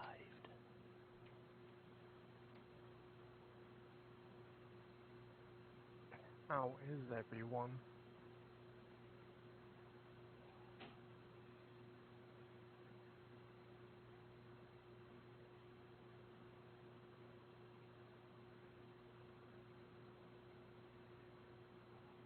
Doing great. How are you? Good. Just tired. How's work? Work's good. I had to get an energy drink before I left. I drink energy drinks, but they don't do anything for me. For me, they work for so long, and then I crash right after. Right, probably killed your ability to have a reaction after Savannah, or not? Yeah, Columbus. When you came down for the graduation. Yeah, that's true. That's true. Yeah, that was a good time, man. I still talk about that all the time. Actually, Cecily talks about it more than I do. Seems like, I mean, it was another lifetime ago at this point. Yeah. That was before you guys had kids, right? Yeah. Yeah, we were living in Chattanooga at that time. Freshly married. Yeah, I remember staying at your house. Yeah, that's right. I remember you coming back up there. Yep. Your parents, we all went to Outback, right? I don't remember where we ate there. I just remember going to CC's. Oh, yeah. Pizza, man. I've been looking for a CC's ever since, and I haven't seen them around at all. They used to be good, dude. What are you talking about, David? Because nobody goes to a CC's. That's why you can't find them.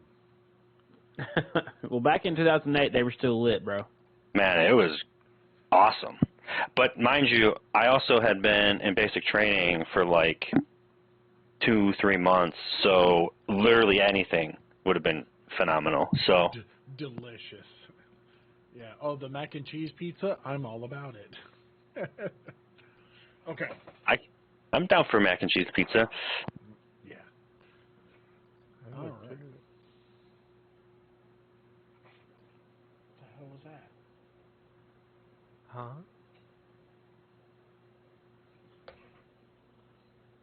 Okay. Anyway. All right. So, Dravik, you lead the shop. Ezio, you doing anything? Yeah, I want to look around for, well, hopefully I can find something. I want to hopefully I can find a vendor who's got, like, ocean stuff. Like seashells, something like that. Hold on.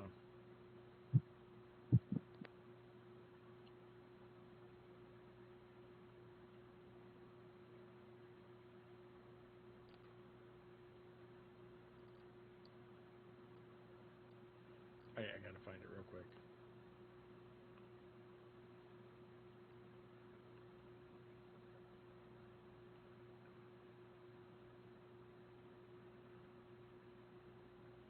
All right. As you make your way through, you do find a tent right up here. Alright. Captain Kale Stormrider.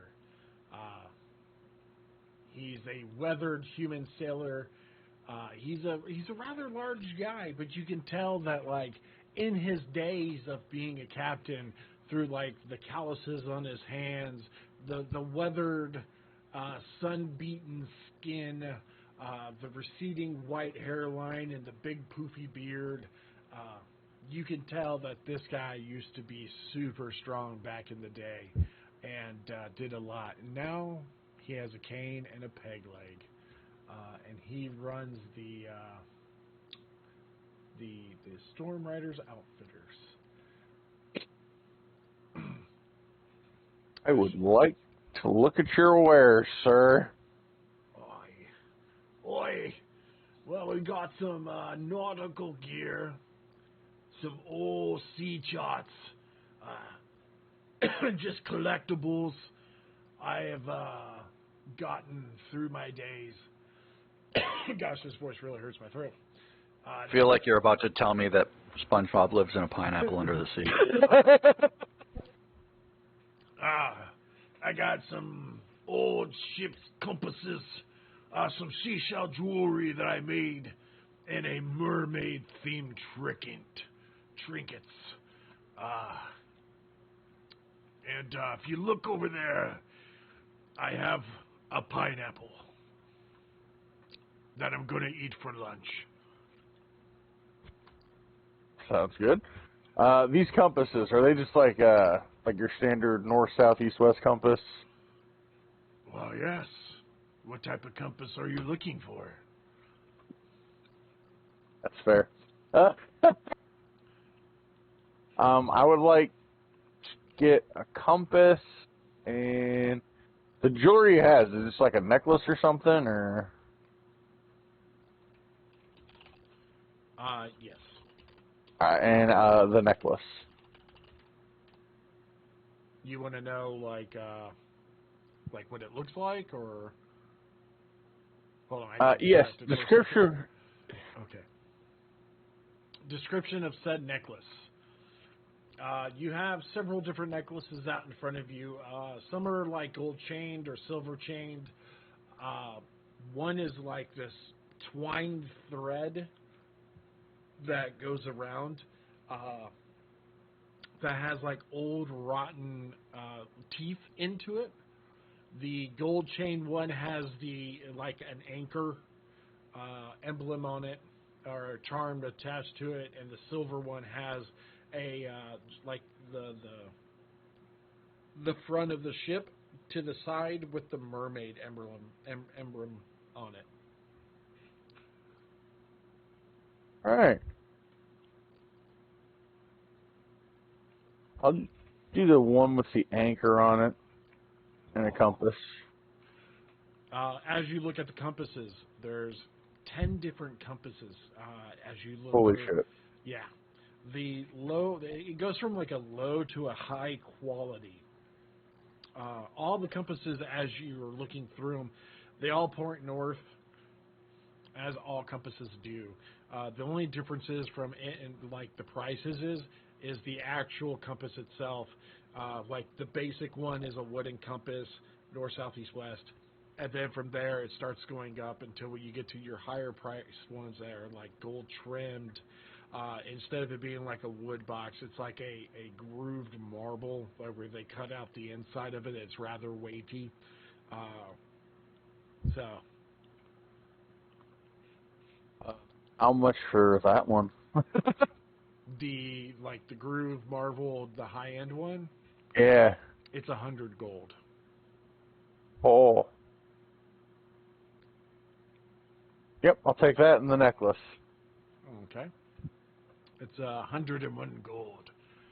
May your travels be seaworthy of tales of tomorrow. 101 gold. 11. But the necklace and the compass.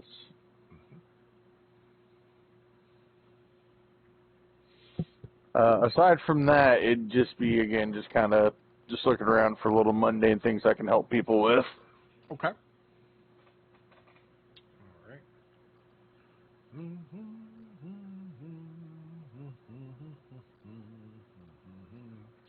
Dun, dun, dun, dun, dun, dun. Charles, Yes. Yes. your token is over on the west side of the map. All right. You I barely enter. fit in. Huh? I barely fit into the map. Huh? I barely fit into the map. What are you talking about? Like, you can notice me or hardly see my character. Well, yeah, it's a huge place. It's just a big scale. Yeah. It's just scaled. So, you come into the west side of Glenstone.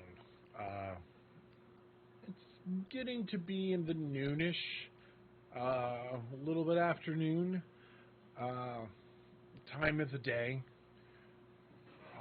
There's a melting pot of people that are in and around Glenstone, different races, classes.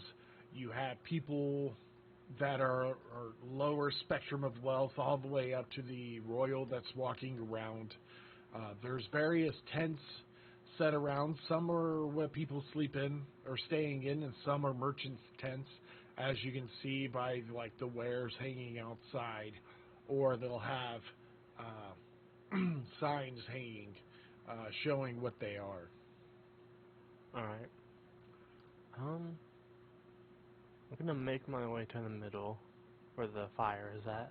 Okay. As you make your way past this right here, Mm-hmm. you get a really strong smell of like herbs and spices. As you continue past it and you make your way towards the middle where the fire is, there is a really large minotaur playing this lovely music outside of what appears to be the biggest tent you've seen in your life.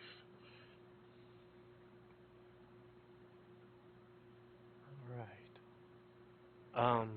As I'm standing in the middle, I'm just going to look around me just to get a look of like all the places around me, like buildings. Okay. These buildings right here and tents. All right. Roll perception. Right. Perception. All right. As you stand there and kind of twirl around, taking in your environment, the building that's up to the right, where you walk past the first, You see the sign where it says Spice Emporium. Right. The building below it. You see the Glenstone Inn. All right. As you look over across the way over here, Mhm. you see the Crossroads Taverns. And then as you look up towards this way, you see the Traders Guild Hall. All right. And as you look at the gigantuous tent right there in front of you, as you peer inside, you do see that it's actually a lot of people are coming in and out of this tent. One, the sheer size is enough to bring people to it, and two, the Minotaur playing outside is providing a lovely atmosphere to go along with the setting.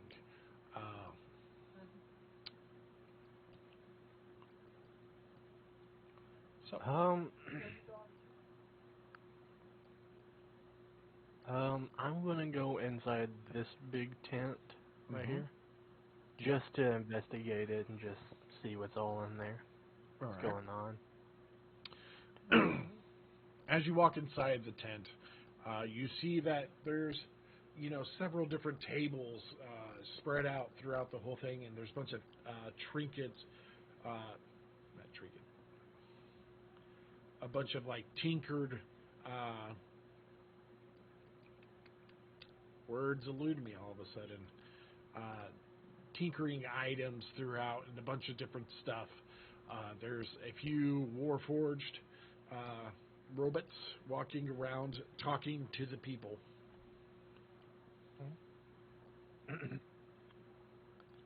All right.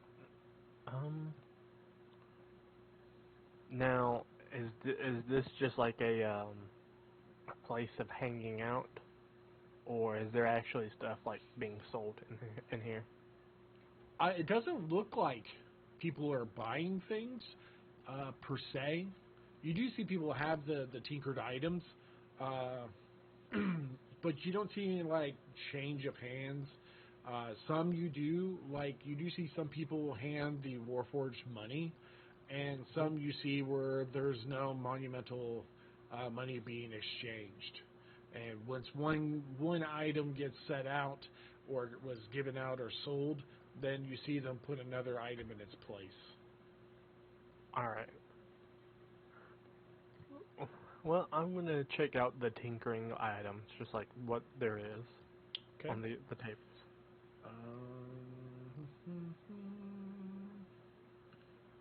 Okay. As you're going through, you see a plethora of different things. You see a thing that's Hearthfell Hearthstones, crystal filtered water pitcher, enhanced quills. There's actually, David, it's the second link. I'm so sorry. It's the Tinker items are the second link. Yeah, I know. Oh, sorry. Then you see like echoing earrings, a portable portal pouch, a whispering wire, names on these different items throughout. The echoing, whatever they're called. Mm-hmm. I want to check those out and ask what they do. As you look at it, you do see a card in front of it that has a description. It says a jeweled earring that captures and stores the last few words it hears upon activation. It can then play back the stored audio once when commanded, proving invaluable for spies and those needing to remember critical spoken details. All right. How much does it say it's available for? There is no price tag on it, and as you're looking up at it, a Warforged comes over to you. Hello. Hello. I am looking at this item and it looks pretty neat. Is there a certain price for it? That just depends. What is your name? My name is, says Raphael. Question. Where are you from? Where am I from? Well, I'm not too far from here. I can, show you, I can show you on this. Would we all have maps? Yes. Like a map of the world? Alright. Mhm. I'm not too far. I'm from a place called Dinsburg. Dinsburg. That Mhm. sounds lovely. What do you do in Dinsburg? I just work in the market side. Help out. That's all I do, really, most days. Oh, nice. Do you have influence in your city?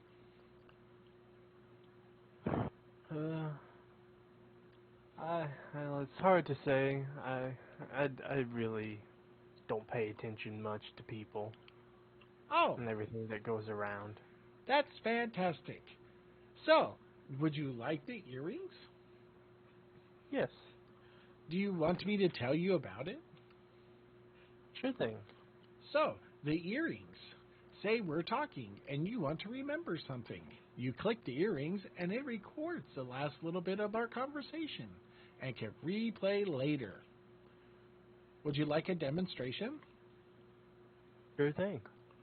And he clicks it and goes right back into that same spiel. And then Mhm. the earring repeats it back.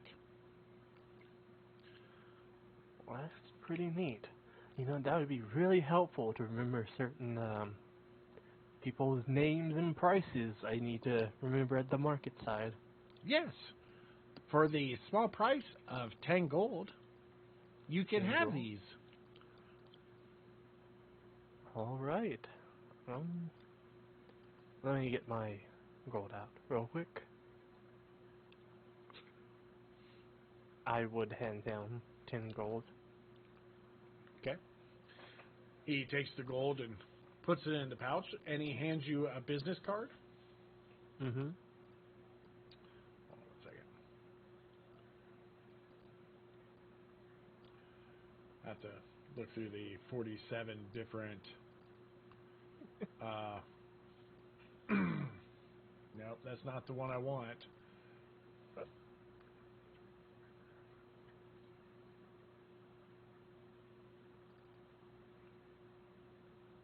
Which one of these has your? No, it has to be that. A card that says the Guild of Wondrous Works and Ingenuity, the Tinkerer's Guild.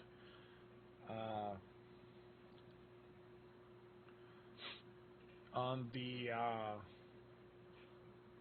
back of the card, Mm-hmm. it says, set up all appointments with Master Tinkerer Thunderforge. Let us come to a town near you.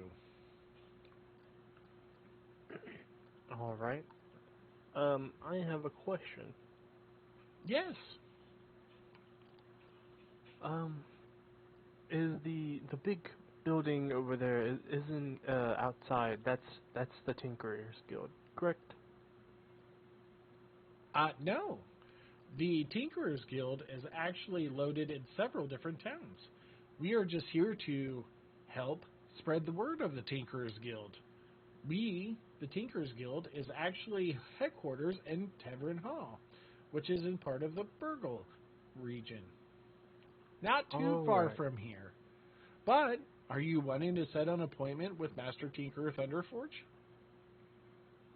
No, but thank you for letting me know where the headquarters is at. Oh, sure thing. If you're going to the headquarters to see Master Tinkerer Thunderforge, you won't see him. He is actually here. All right. Thank you. That's nice to know. Mm-hmm. Have a nice Uh, as, day. as he says that, I would on a piece of paper, Mm-hmm. right? Would write that down. The Okay. information. All right. All right. And I guess just the one more item I want to look at is the whispering thing. I just want to read the description. That's all.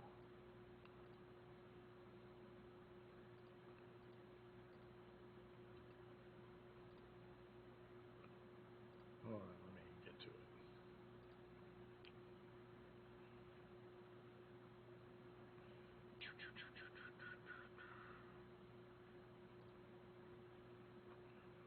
The whispering, which one is it?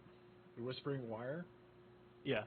A pair of delicate earpiece that, like devices, connected by thin, nearly invisible magical wire. When worn, users can communicate across short distances by whispering, making it invaluable for covert and operations of or crowded events.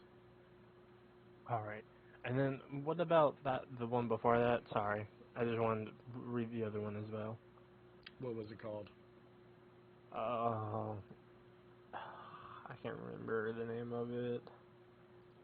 The Whispering Wire. No. He said it like right after the echoing one. It was right in between that and the whispering. The portable pouch. Yes. The portable portal pouch. A small bag fitted with, what is it?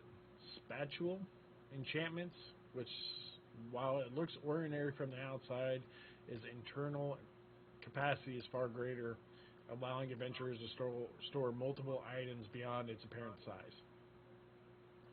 All right. Okay.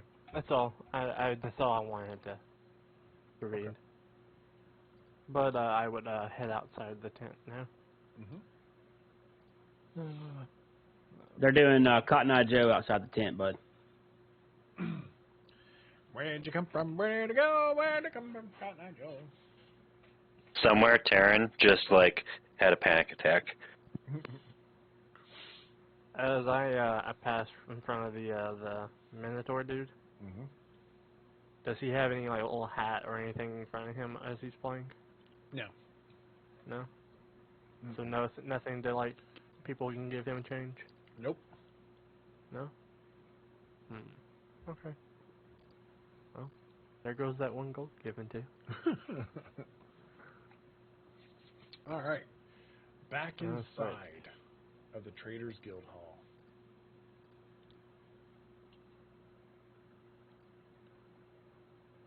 You ready for me? Yep. So as we're sitting there on the bench, I'm kind of pondering the things that Lord Barry and Broadaxe kind of shared with me about. He seemed disgruntled, and so I'm kind of pondering on it. And I start kind of whispering over towards Thalos, sitting next to me. Hey, Thalos, did you see that big man that I was talking to? Yeah, what about him? I wouldn't call him big. He's a dwarf. Well, he had a big axe, big, massive axe. Let me ask you a question. So, what were your thoughts? I mean, I don't know. He just seemed like he was disgruntled. I don't know. I've done a lot of travels across the region, and I don't know. I tend to pick things up from people. Just something seemed kind of off. Did you notice anything weird about him? I don't know. I saw him somewhat aggressively grab his axe. He was about 3 seconds away from being my umbral blade. Oh, well, I'm glad that didn't happen. He did hand me this. Thunderforge kind of this pocket watch he gave is like barely hanging on to his jacket because it's a lot larger than the one he pulled out originally. So he pulls out this pocket watch that was given to him. He gave me this. How many people do you think he's killed while this was in his coat? Probably a lot. Yeah, it's kind of scary. I don't know. I don't know. Keep your eye on him. Can you discern anything about it? Is it magical in nature? Can I inspect it that way, David? Do an investigation. Let's see. Thank you, sir. Investigation. I did pay my dues to D&D Beyond. Thank you. He just needed you to remind him was all. Yeah, thank you. As you look at the watch, it is you can tell it's like a high-class silver for back in the day. The face has a crack. The flap that covers the face, the little part that opens and closes, it has a dent in it. As you look like really close in like the crevices of it, you're about 100% sure that's dried blood. But as far as like magical properties or anything like that, you don't see or sense or find anything in it. Well, when I looked at it, it's some really rare silver, very historic. But other than that, I really can't tell much about it other than doesn't really seem to have any magic or elemental properties about it. I mean, I've definitely seen far greater in my day, but probably one of the things that's a little frightening is it seems like it's got some dropped blood around it. Look at this.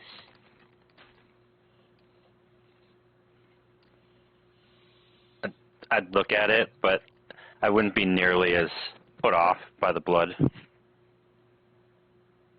I'm going to be sure to get this thing cleaned up and put it in my collection. Now, it is kind of rare. I don't have anything like this in my collection currently, but yeah, what do you think? Are you enjoying the festival? It's kind of peoply. There's a lot of people and way too much light. Thunderforge crosses his arms. People's good for business, though. It's good for the guild. It's good for my business. It's good for the guild. It's good for the business. People. Yeah, people. Did he give you any other information? Yeah, he said, talk to, Boring Blackthorn over there in the corner. Boring Blackthorn. Does he, put people to sleep or what? Sounds like a typical legislator. I don't know. Maybe I should go ask him. That'd be quite the skill to put people to sleep. What do you think? I mean, there's spells that do it. Oh, really? Man, you gotta teach me that spell. Thunderforge kind of hops up. Are the desks kind of cleared out? People are still congregating, or is he approachable? He is approachable. The other representatives are starting to lead out and head towards the tournament area. So Thunderforge hops off the bench and straightens up his coat, checks his hat, checks all of his gadgets, kind of feels around in his coat jacket to make sure his most personal items are still there, and kind of waits for Thalos to walk with him. Yeah, as soon as he gets off the bench, I stand up. So Thunderforge kind of makes this weird zigzag around the floor, kind of contemplating what he's going to say to Vorin Blackthorn. What happens whenever I start to approach the desk? He has been riding on your way up towards him, and as you get closer, he picks up on your footsteps, and he looks up towards you. Unfortunately, the only thing he can see is a top hat, because I'm not tall enough for my head to peek over the desk, with Thalos behind me. So he actually would probably see Thalos in what appears to be a floating top hat. Can I help you guys? Yeah, down here. How are you today, Boring Blackthorn? Is that your name? Are these desks or these whatever this is? Is this a desk or? chair or like benches. You guys were in benches. They are in desk. Are they nailed down? No. I'm going to, as he's addressing him, I'm going to pull the bench over for him to stand on. For Gotcha. Brad to stand on. Yeah. So I'm kind of in the middle of my elevator pitch as I hear this really like when you're like dragging it over, it's like making this weird awful noise on the wood grain, right? Yeah. Yeah. Yeah. Hey, my name is and you miss my name. And I'm here on behalf of the Guild of Wondrous Works and Ingenuity. We aim to innovate, collaborate, and uplift societies through engineering brilliance. As he's talking, I pick him up by the shoulders and put him on the bench. Thank you, friend. Hey there. Hi. Yeah, so as I was saying, we're here with the Guild of Wondrous Works and Ingenuity. We did set a tent up. It's great to be here in Glenstone. Oh, fantastic! So you come to pay your dues for setting up a tent?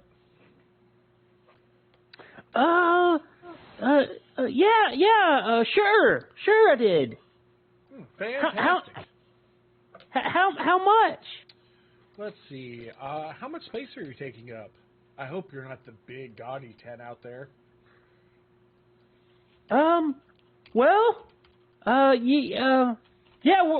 over there by the Minotaur. Oh, Mitalo. Yes. Yes, he is a very distinguished-looking bard. But yeah, Meatloaf. He's the bard. Mm-hmm. So, 100 gold a day. 100 gold. Yikes. Sure. Yeah. So about that. The gold is over by the tent. I'll be sure to bring it by the end of the event. Well. Oh, apparently you don't know how this works. You bring me the 100 gold, or we burn your tent down. Oh, sure. I tell you what, I got this pocket watch. What do you think? And Thunderforge reaches into his pocket and he kind of loses grip of it as he sets it down in front of Vorin Blackthorn on the desk. It kind of drops on the desk and kind of makes a very loud noise. You can kind of hear it in the room. It's pretty thick. Okay. He looks at it and goes, "What do you want me to do with this?" Yeah. Could this be for one of our days here? It's probably worth a lot more than 100 gold. Roll persuasion. Going to have to beat a 15.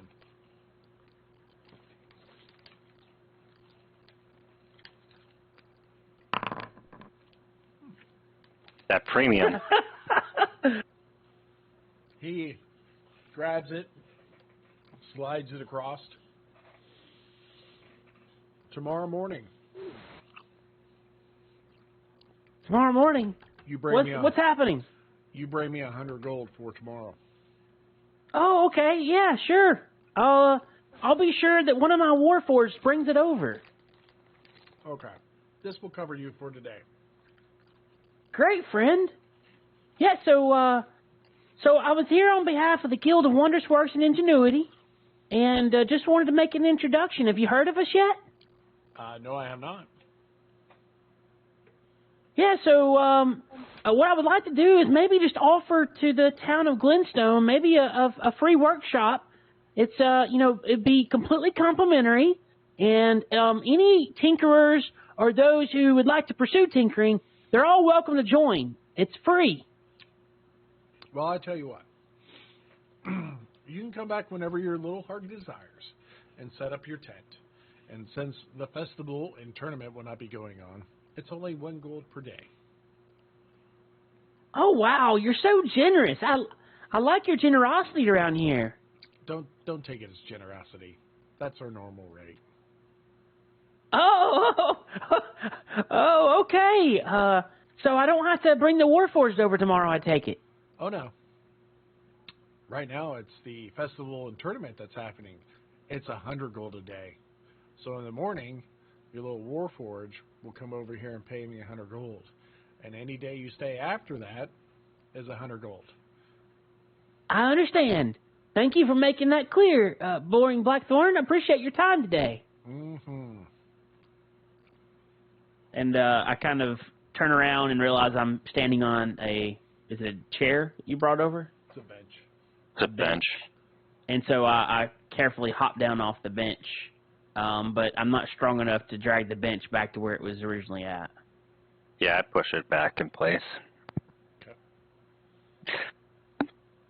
I would bow before Lorian and say his name correctly as I part ways. He nods to you. I want to know what his perception is of Thunderforge. You'll have to figure that one out later, maybe. I got you. So Thunderforge just walks away. Okay. All right, you guys head back outside. Yeah, tell us outside. I'm just following the gnome to make sure he doesn't die. Okay. As you come back outside, everybody that's out here, you notice that, like, even though it's, just barely into the afternoon, it's already starting to get dark, and the wind is starting to pick up, and there's a chill throughout the air. Thunderborn can hear the sound of the. I mean, the festival's still going on though, right? Vibrant? No. Yes, but you do notice that the people are starting to head down towards the tournament section. Which is the big building to the left? No. Okay, so that'd be the... You have to go south. Oh, okay, great. Mm-hmm. So I'm heading towards the tent. Do I run into Charles or not?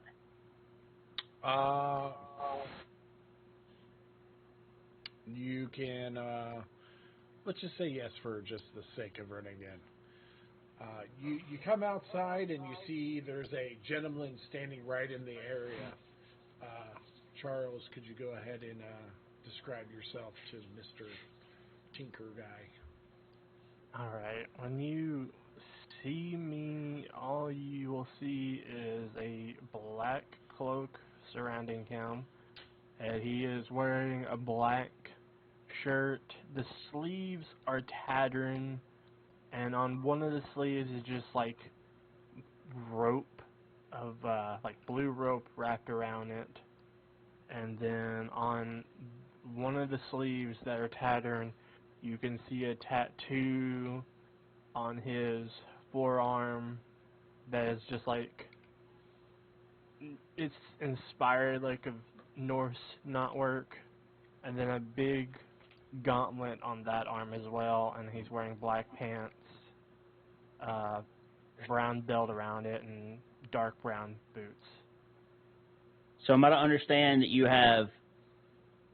Are you a Warforged? No. You said big gauntlet. The gauntlet is... Yeah, like just like a leather gauntlet around Okay. him. And then for like his face, if you can get a look off of his face, he has blue eyes, a scar on his nose that drags over to like his left cheek, and then a scar on his lip, and then his hair is dark brown with little silver streaks in it. David, is there anything about his character that would seemingly be something that really catches my eye? You would have to roll investigate. You would have to actually start investigating what he looks like. But at face value, maybe not. Does he stand out in the crowd, or does he look pretty normal? And it's a melting pot of people. It's, people stand out to you just because you're, 3 foot tall. Gotcha. Does there, Thalos, is there anything that you gravitate towards about him? I would probably notice his arm bracer. It just looks different, even though I can't necessarily discern what it is, but I'm intrigued and curious about it. My way I could describe it is I was trying to go for the way Altair's bracer looks like from the Assassin's Creed series. I wanted it to be leather, but still have like that thin layer of silver on top of it, and like art graving into it, basically. Gotcha. Well, Thunderforge walks out of the building and is just kind of making his way around through the crowd and seeing if there's anybody that's just kind of isolated. They're not really talking to anybody, and I spot Charles. I don't know his name yet, but I spot the character and I walk up to him. So when I pursue you, Charles, is there anything that you do as you see me walking straight towards you with Thalos behind me? Well, quick question real quick. Do I have a direct detail of description of him? Yes. Alright. Not only that, but maybe I would definitely stand out in the crowd too. I've got a very large top hat, very well kept. I got all these widgets around me. Like, you might even perceive that I might be that guy that they were talking about at the tent. I'm trying to stay calm and collected, not trying to, outlash towards him. But I would say, are you Mr. Tinker Thunderforge? Well, yes, friend. My name's Master Tinker Thunderforge. You got it right. What's your name? My name is Cesrafel. Your scissors failed. We can. Just call me S. How about that? Sorry, I'm trying to keep it together. Hang on. If your scissors failed, we can help you out of the Tinkers Guild. We have a solution for that. Sure thing. What do you think? Just call me Cesra. How about that? Cesra. Cesra. Okay, I'll try to remember that. How are you enjoying the festival? It's really nice. I think the big tent over there with the Minotaur, is that yours? The tent or the Minotaur? The big tent. Yes, the big tent. It's well, it's not mine. We're part of the Tinkers Guild. Yeah. Did you visit? Yes, I did. And I looked at your items. Oh, that's great. What did you think? They seem pretty neat and crafty. Well, yes. Yeah, so I'm glad that you stopped by. Yeah. Who is this that you are accompanied by? Well, this is my great friend Thalos. Yeah, Thalos, say hello. Hello. Nice to meet you. I just nod my head. Yeah, so glad that you... Yeah, sorry, go ahead, sorry. As you guys continue to conversate, you see more and more people are actually leaving, heading towards the south, towards the tournament area. So, yeah, it's starting to get a little late at night. We better start heading towards the tournament area. Yes. We should indeed. Thank you again for stopping by the tent. Make sure you come back by tomorrow. I'll have a gift for you. Oh, okay. Yes, I will. All right. Talk soon, friend. Yep. Do we all make towards the arena area?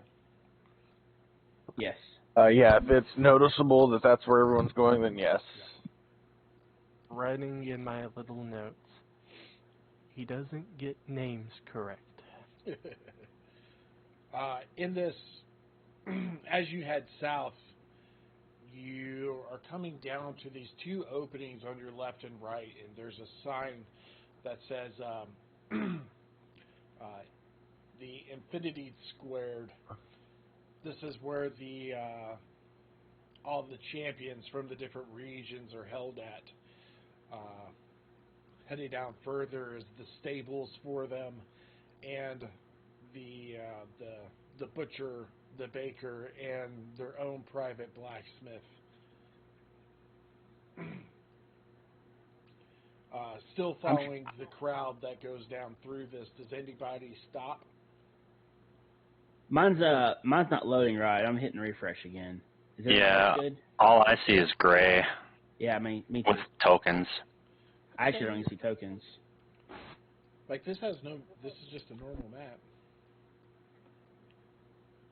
Yeah, I've refreshed it 3 times and it's not doing it right. Okay. Oh, It's up for me now. It's starting to come mine in. too. It says Glenstone 2 at 98% on mine. Okay. Did you guys just have to let it load? Yeah. Okay. Sorry, David. You're good. Mine says 100%, but it maybe it's reloading now. Mine loaded, finally. Thank you.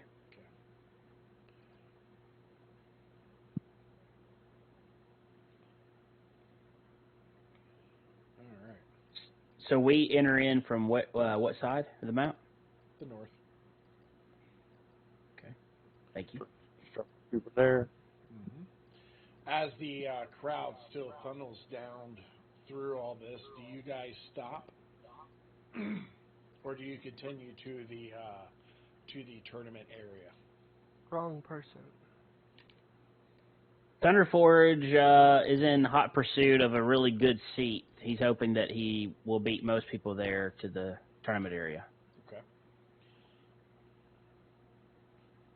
Anybody else? I'm just trying to flow with the crowd. Remain Okay. relatively unnoticed. All right. You guys make it down to the actual arena area. Not enough tokens. Oh, I know. I still got to put all the representatives in that I don't feel like doing right now. So Thunderforge would be looking for the best seat on the front row or the best view possible. Okay. As you come in, the parts that are tented, this stuff right here, this Yes. whole back section is sectioned off. That's where the representatives of the regions is going to be sitting at. And then throughout the other are going to have like the various vendors that have been there, and then the crowded people here on the side. Then the lower value seats are going to be down in here. Thalos, are you still following me? Always. So Thunderforge walks in, and I kind of whispered to Thalos, "Hey, friend, I think we should probably sit over there close to the tents. But what do you think?" By the tents, are you referring to like this portion up here, the northern portion? Yeah. Wherever you want to sit seems fine to me. So Do you think that there's going to be some kind of action over there? Well, it just seems like that's where a lot of maybe the influencers in the community are going to be sitting. I don't know. We could check it out.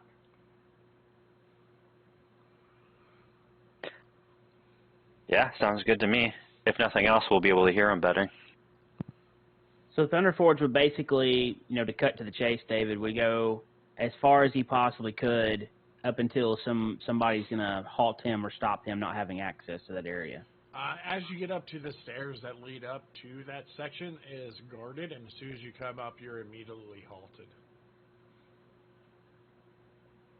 Who halts me? What's the appearance? Not the full appearance. Is it just a guard? Yeah, just a guard of Glenstone. Oi, what you want? Hey, mister. My name is Master Tinker Thunderforge. We have the big tent in the festival. The one over there by the Minotaur that's the bard. Been playing all afternoon. Yeah, we're just trying to find some good seats for the tournament. Well, you can make your way back over there, or back over there, or back over in there. These seats right here are for the regions, the people from the different regions. Oh, I see. Well, representatives, that's the name, representatives. Oh, yeah. You mean like Boring Blackthorn? Yes, he's probably up there. Okay. Will you tell him that I said hi and I'm looking for a seat? No. You could go find you a seat over there. This is for the representatives only. I turn back towards Thalos. Yeah, so it seems like we're not going to be able to get a chair over here, but, yeah, hang on a second. I turn back towards the guard.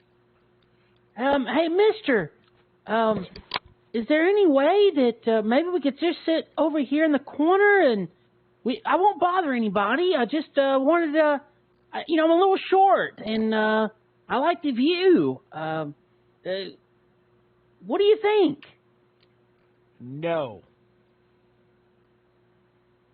Thunderforge buries his head a little bit and just walks away. Yeah, good riddance, these short people, I tell you what. He starts mumbling off to the other guard.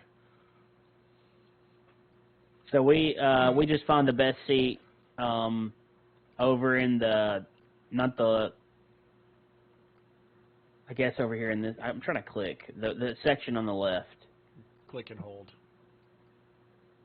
There we go. We found a seat over here. Yep, just put your token in.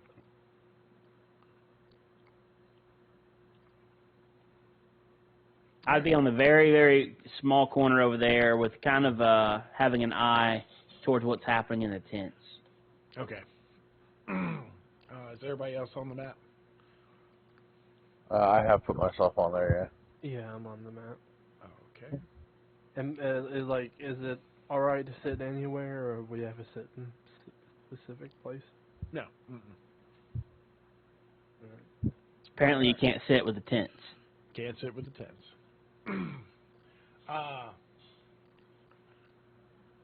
The tournament is starting to go, and Charles come flying across the arena.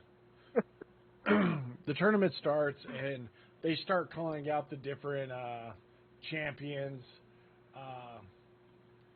You got champion Vyron Windrunner from Rayleigh versus, champion Liera Thundersong from Riven. And they start to battle it out throughout the arena, and the crowd's cheering across, and the representatives that are in the back aren't even really paying attention to the tournament. They're just discussing across to each other, where they have like food and drinks, and there's a bunch of merriment happening back there. You can tell there's a lot of regional information that's being exchanged back between there. As they finish up, more and more start to come out to have like different tournaments and tournament types throughout this.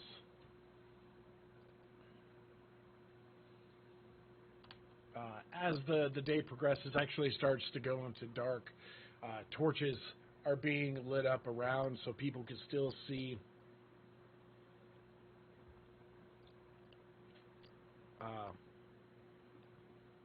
Kind of like an intermission starts to take place, and the three representatives of the town come out and they begin to address the crowd. People of Varma, thanks for coming to this tournament and festival that we're able to put on for you guys. It's been wonderful so far. We have met and connected with a lot of people. The representatives from across the regions are just delighted with the outcome. Here to celebrate the rise of the primals, the prosperity that we've had since they have been here, the overwhelming amount of peace that's happened since the tyrannical gods before influenced our day-to-day life. As he continues the speech, the wind starts to begin to pick up really heavy, and this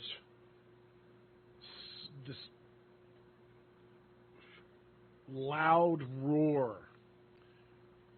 comes into the crowd, and this large, like, thunderous beat starts happening.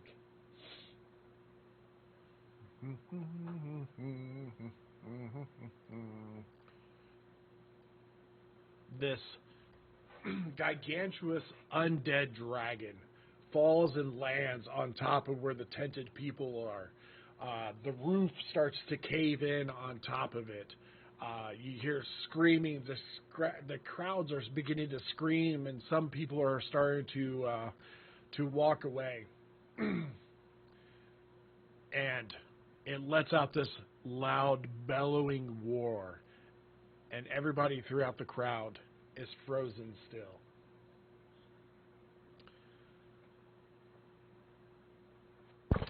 Fuck it, I'm out. Don't have a potion of visibility somewhere? I lather myself in the grease ocean and hope it can't grab me.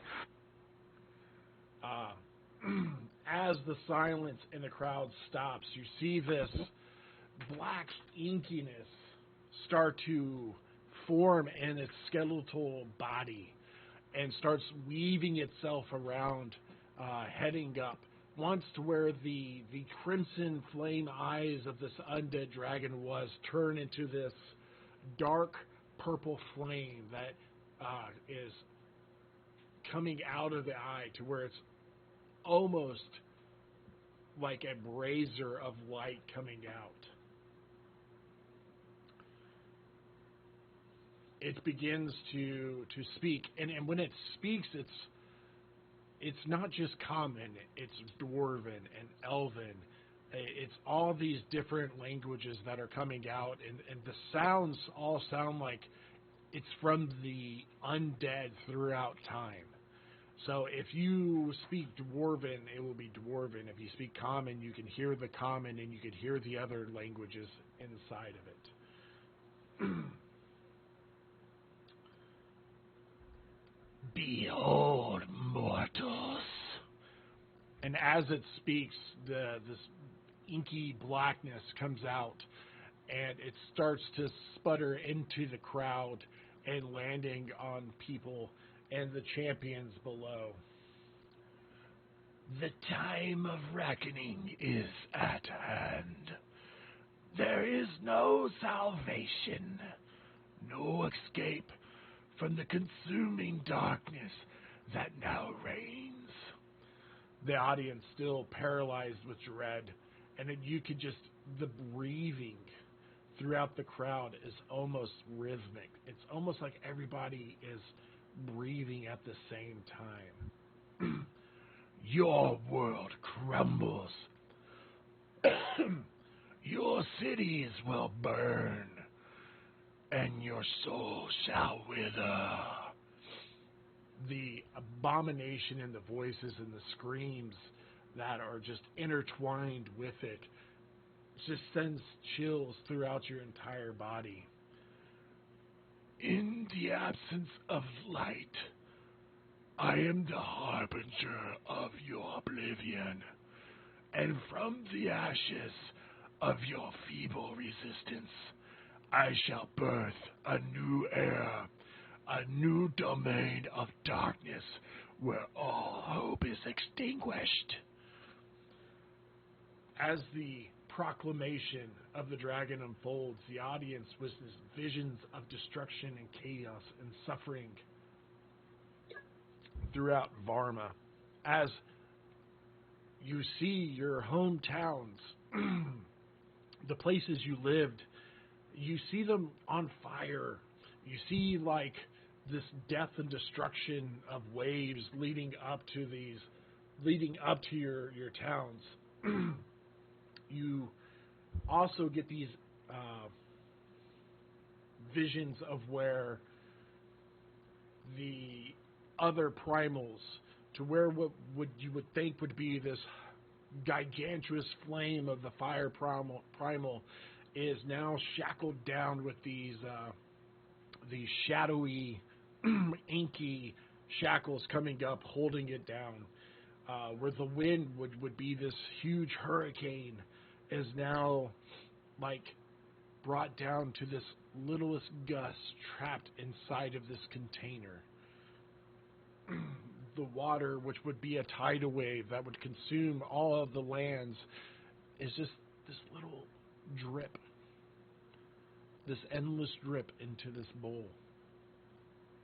The light from the light primal looks like the furthest star in the distance, to where at any moment it could end.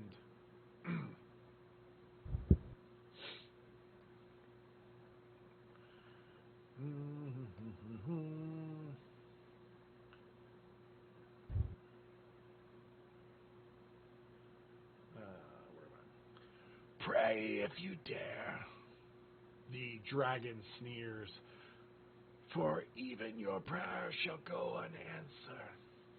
Witness now the end of your world as it crumbles underneath my relentless advance of darkness. Despair, for there is no escape, and the tides of oblivion surge forth, unstoppable and unforgiving. In the abyss of despair, the dark primal's voice now feels this.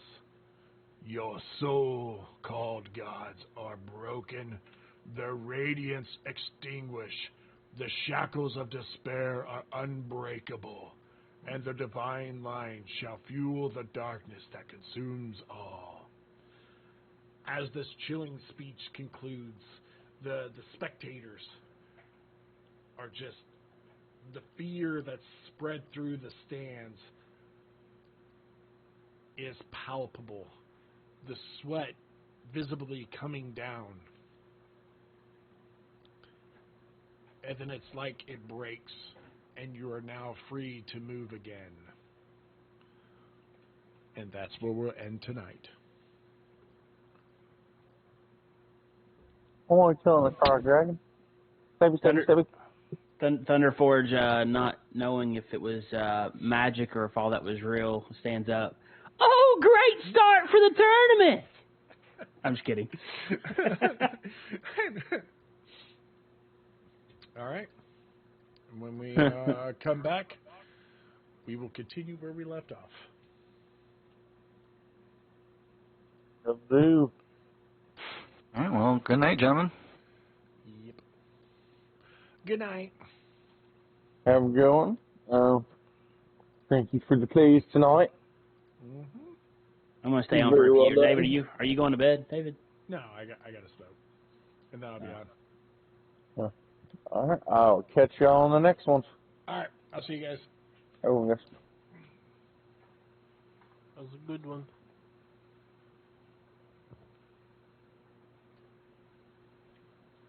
That energy drink wearing off, Ben? Not yet.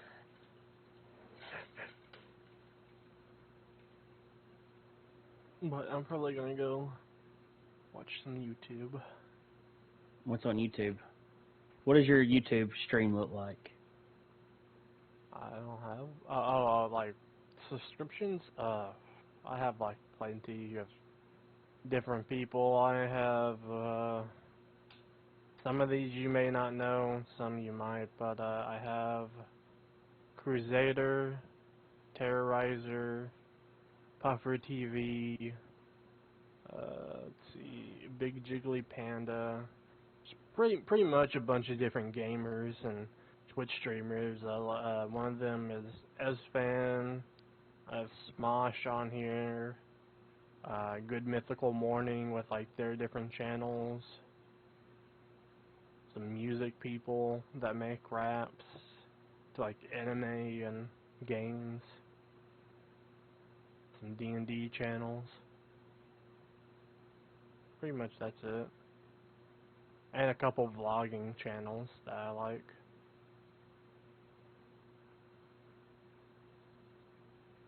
That's cool, man. Everybody's YouTube is different. I just didn't know what yours looked like, man.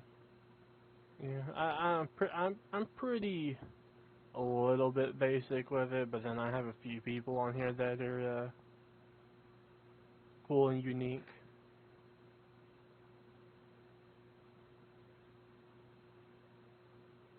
Well, I'm gonna go.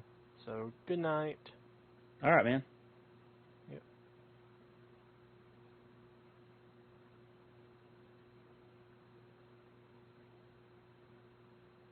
What's up, dude?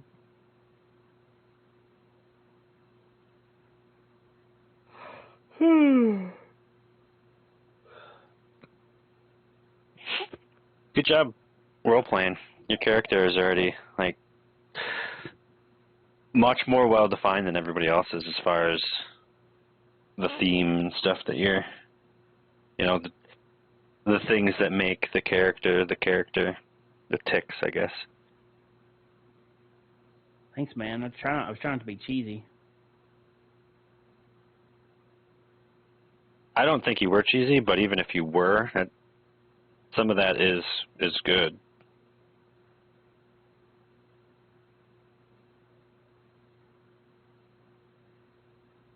I just noticed that a lot of the others weren't talking as much, so I'm like, dang it, I don't know if I'm doing too much. No, I mean,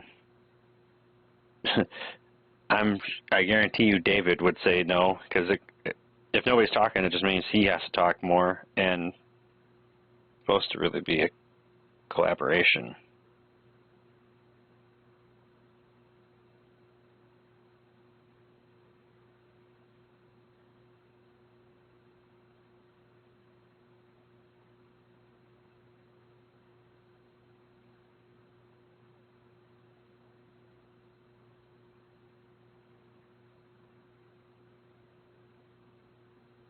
Next session, and really the session after that, I would anticipate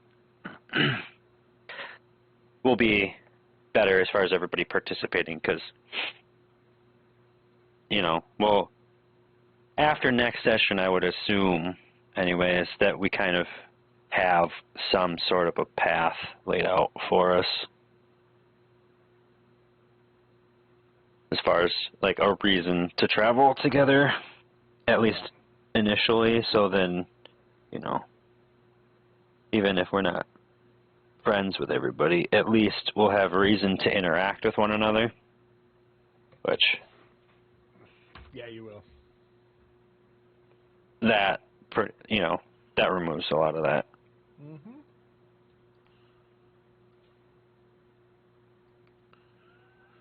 Oh, my voice.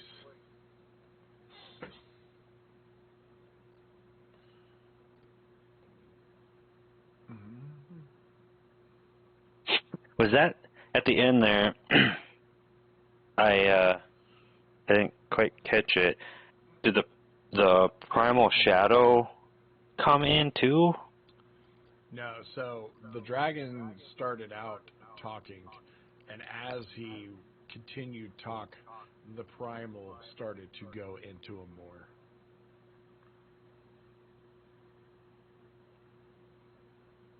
So the primal was controlling him? Yes. Oh, okay.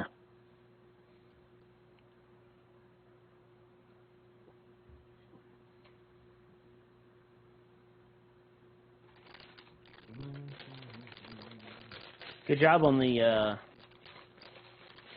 tournament stuff. Like all the maps and stuff look good. Yeah. I just got to remember I can preload all this stuff for you guys. And I forget to.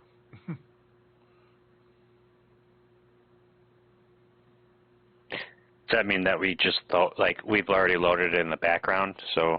Yep, I believe it does it for everybody.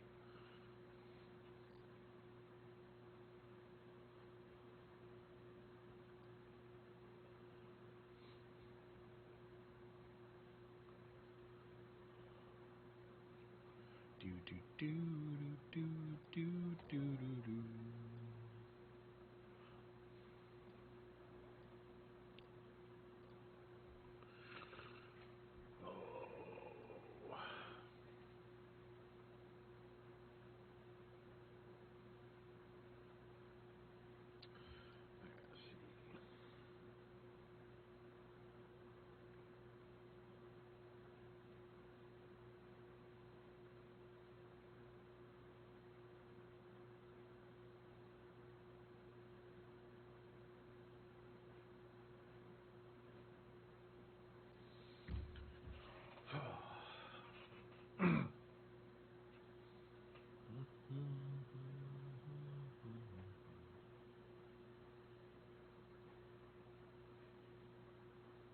Oh, I need to.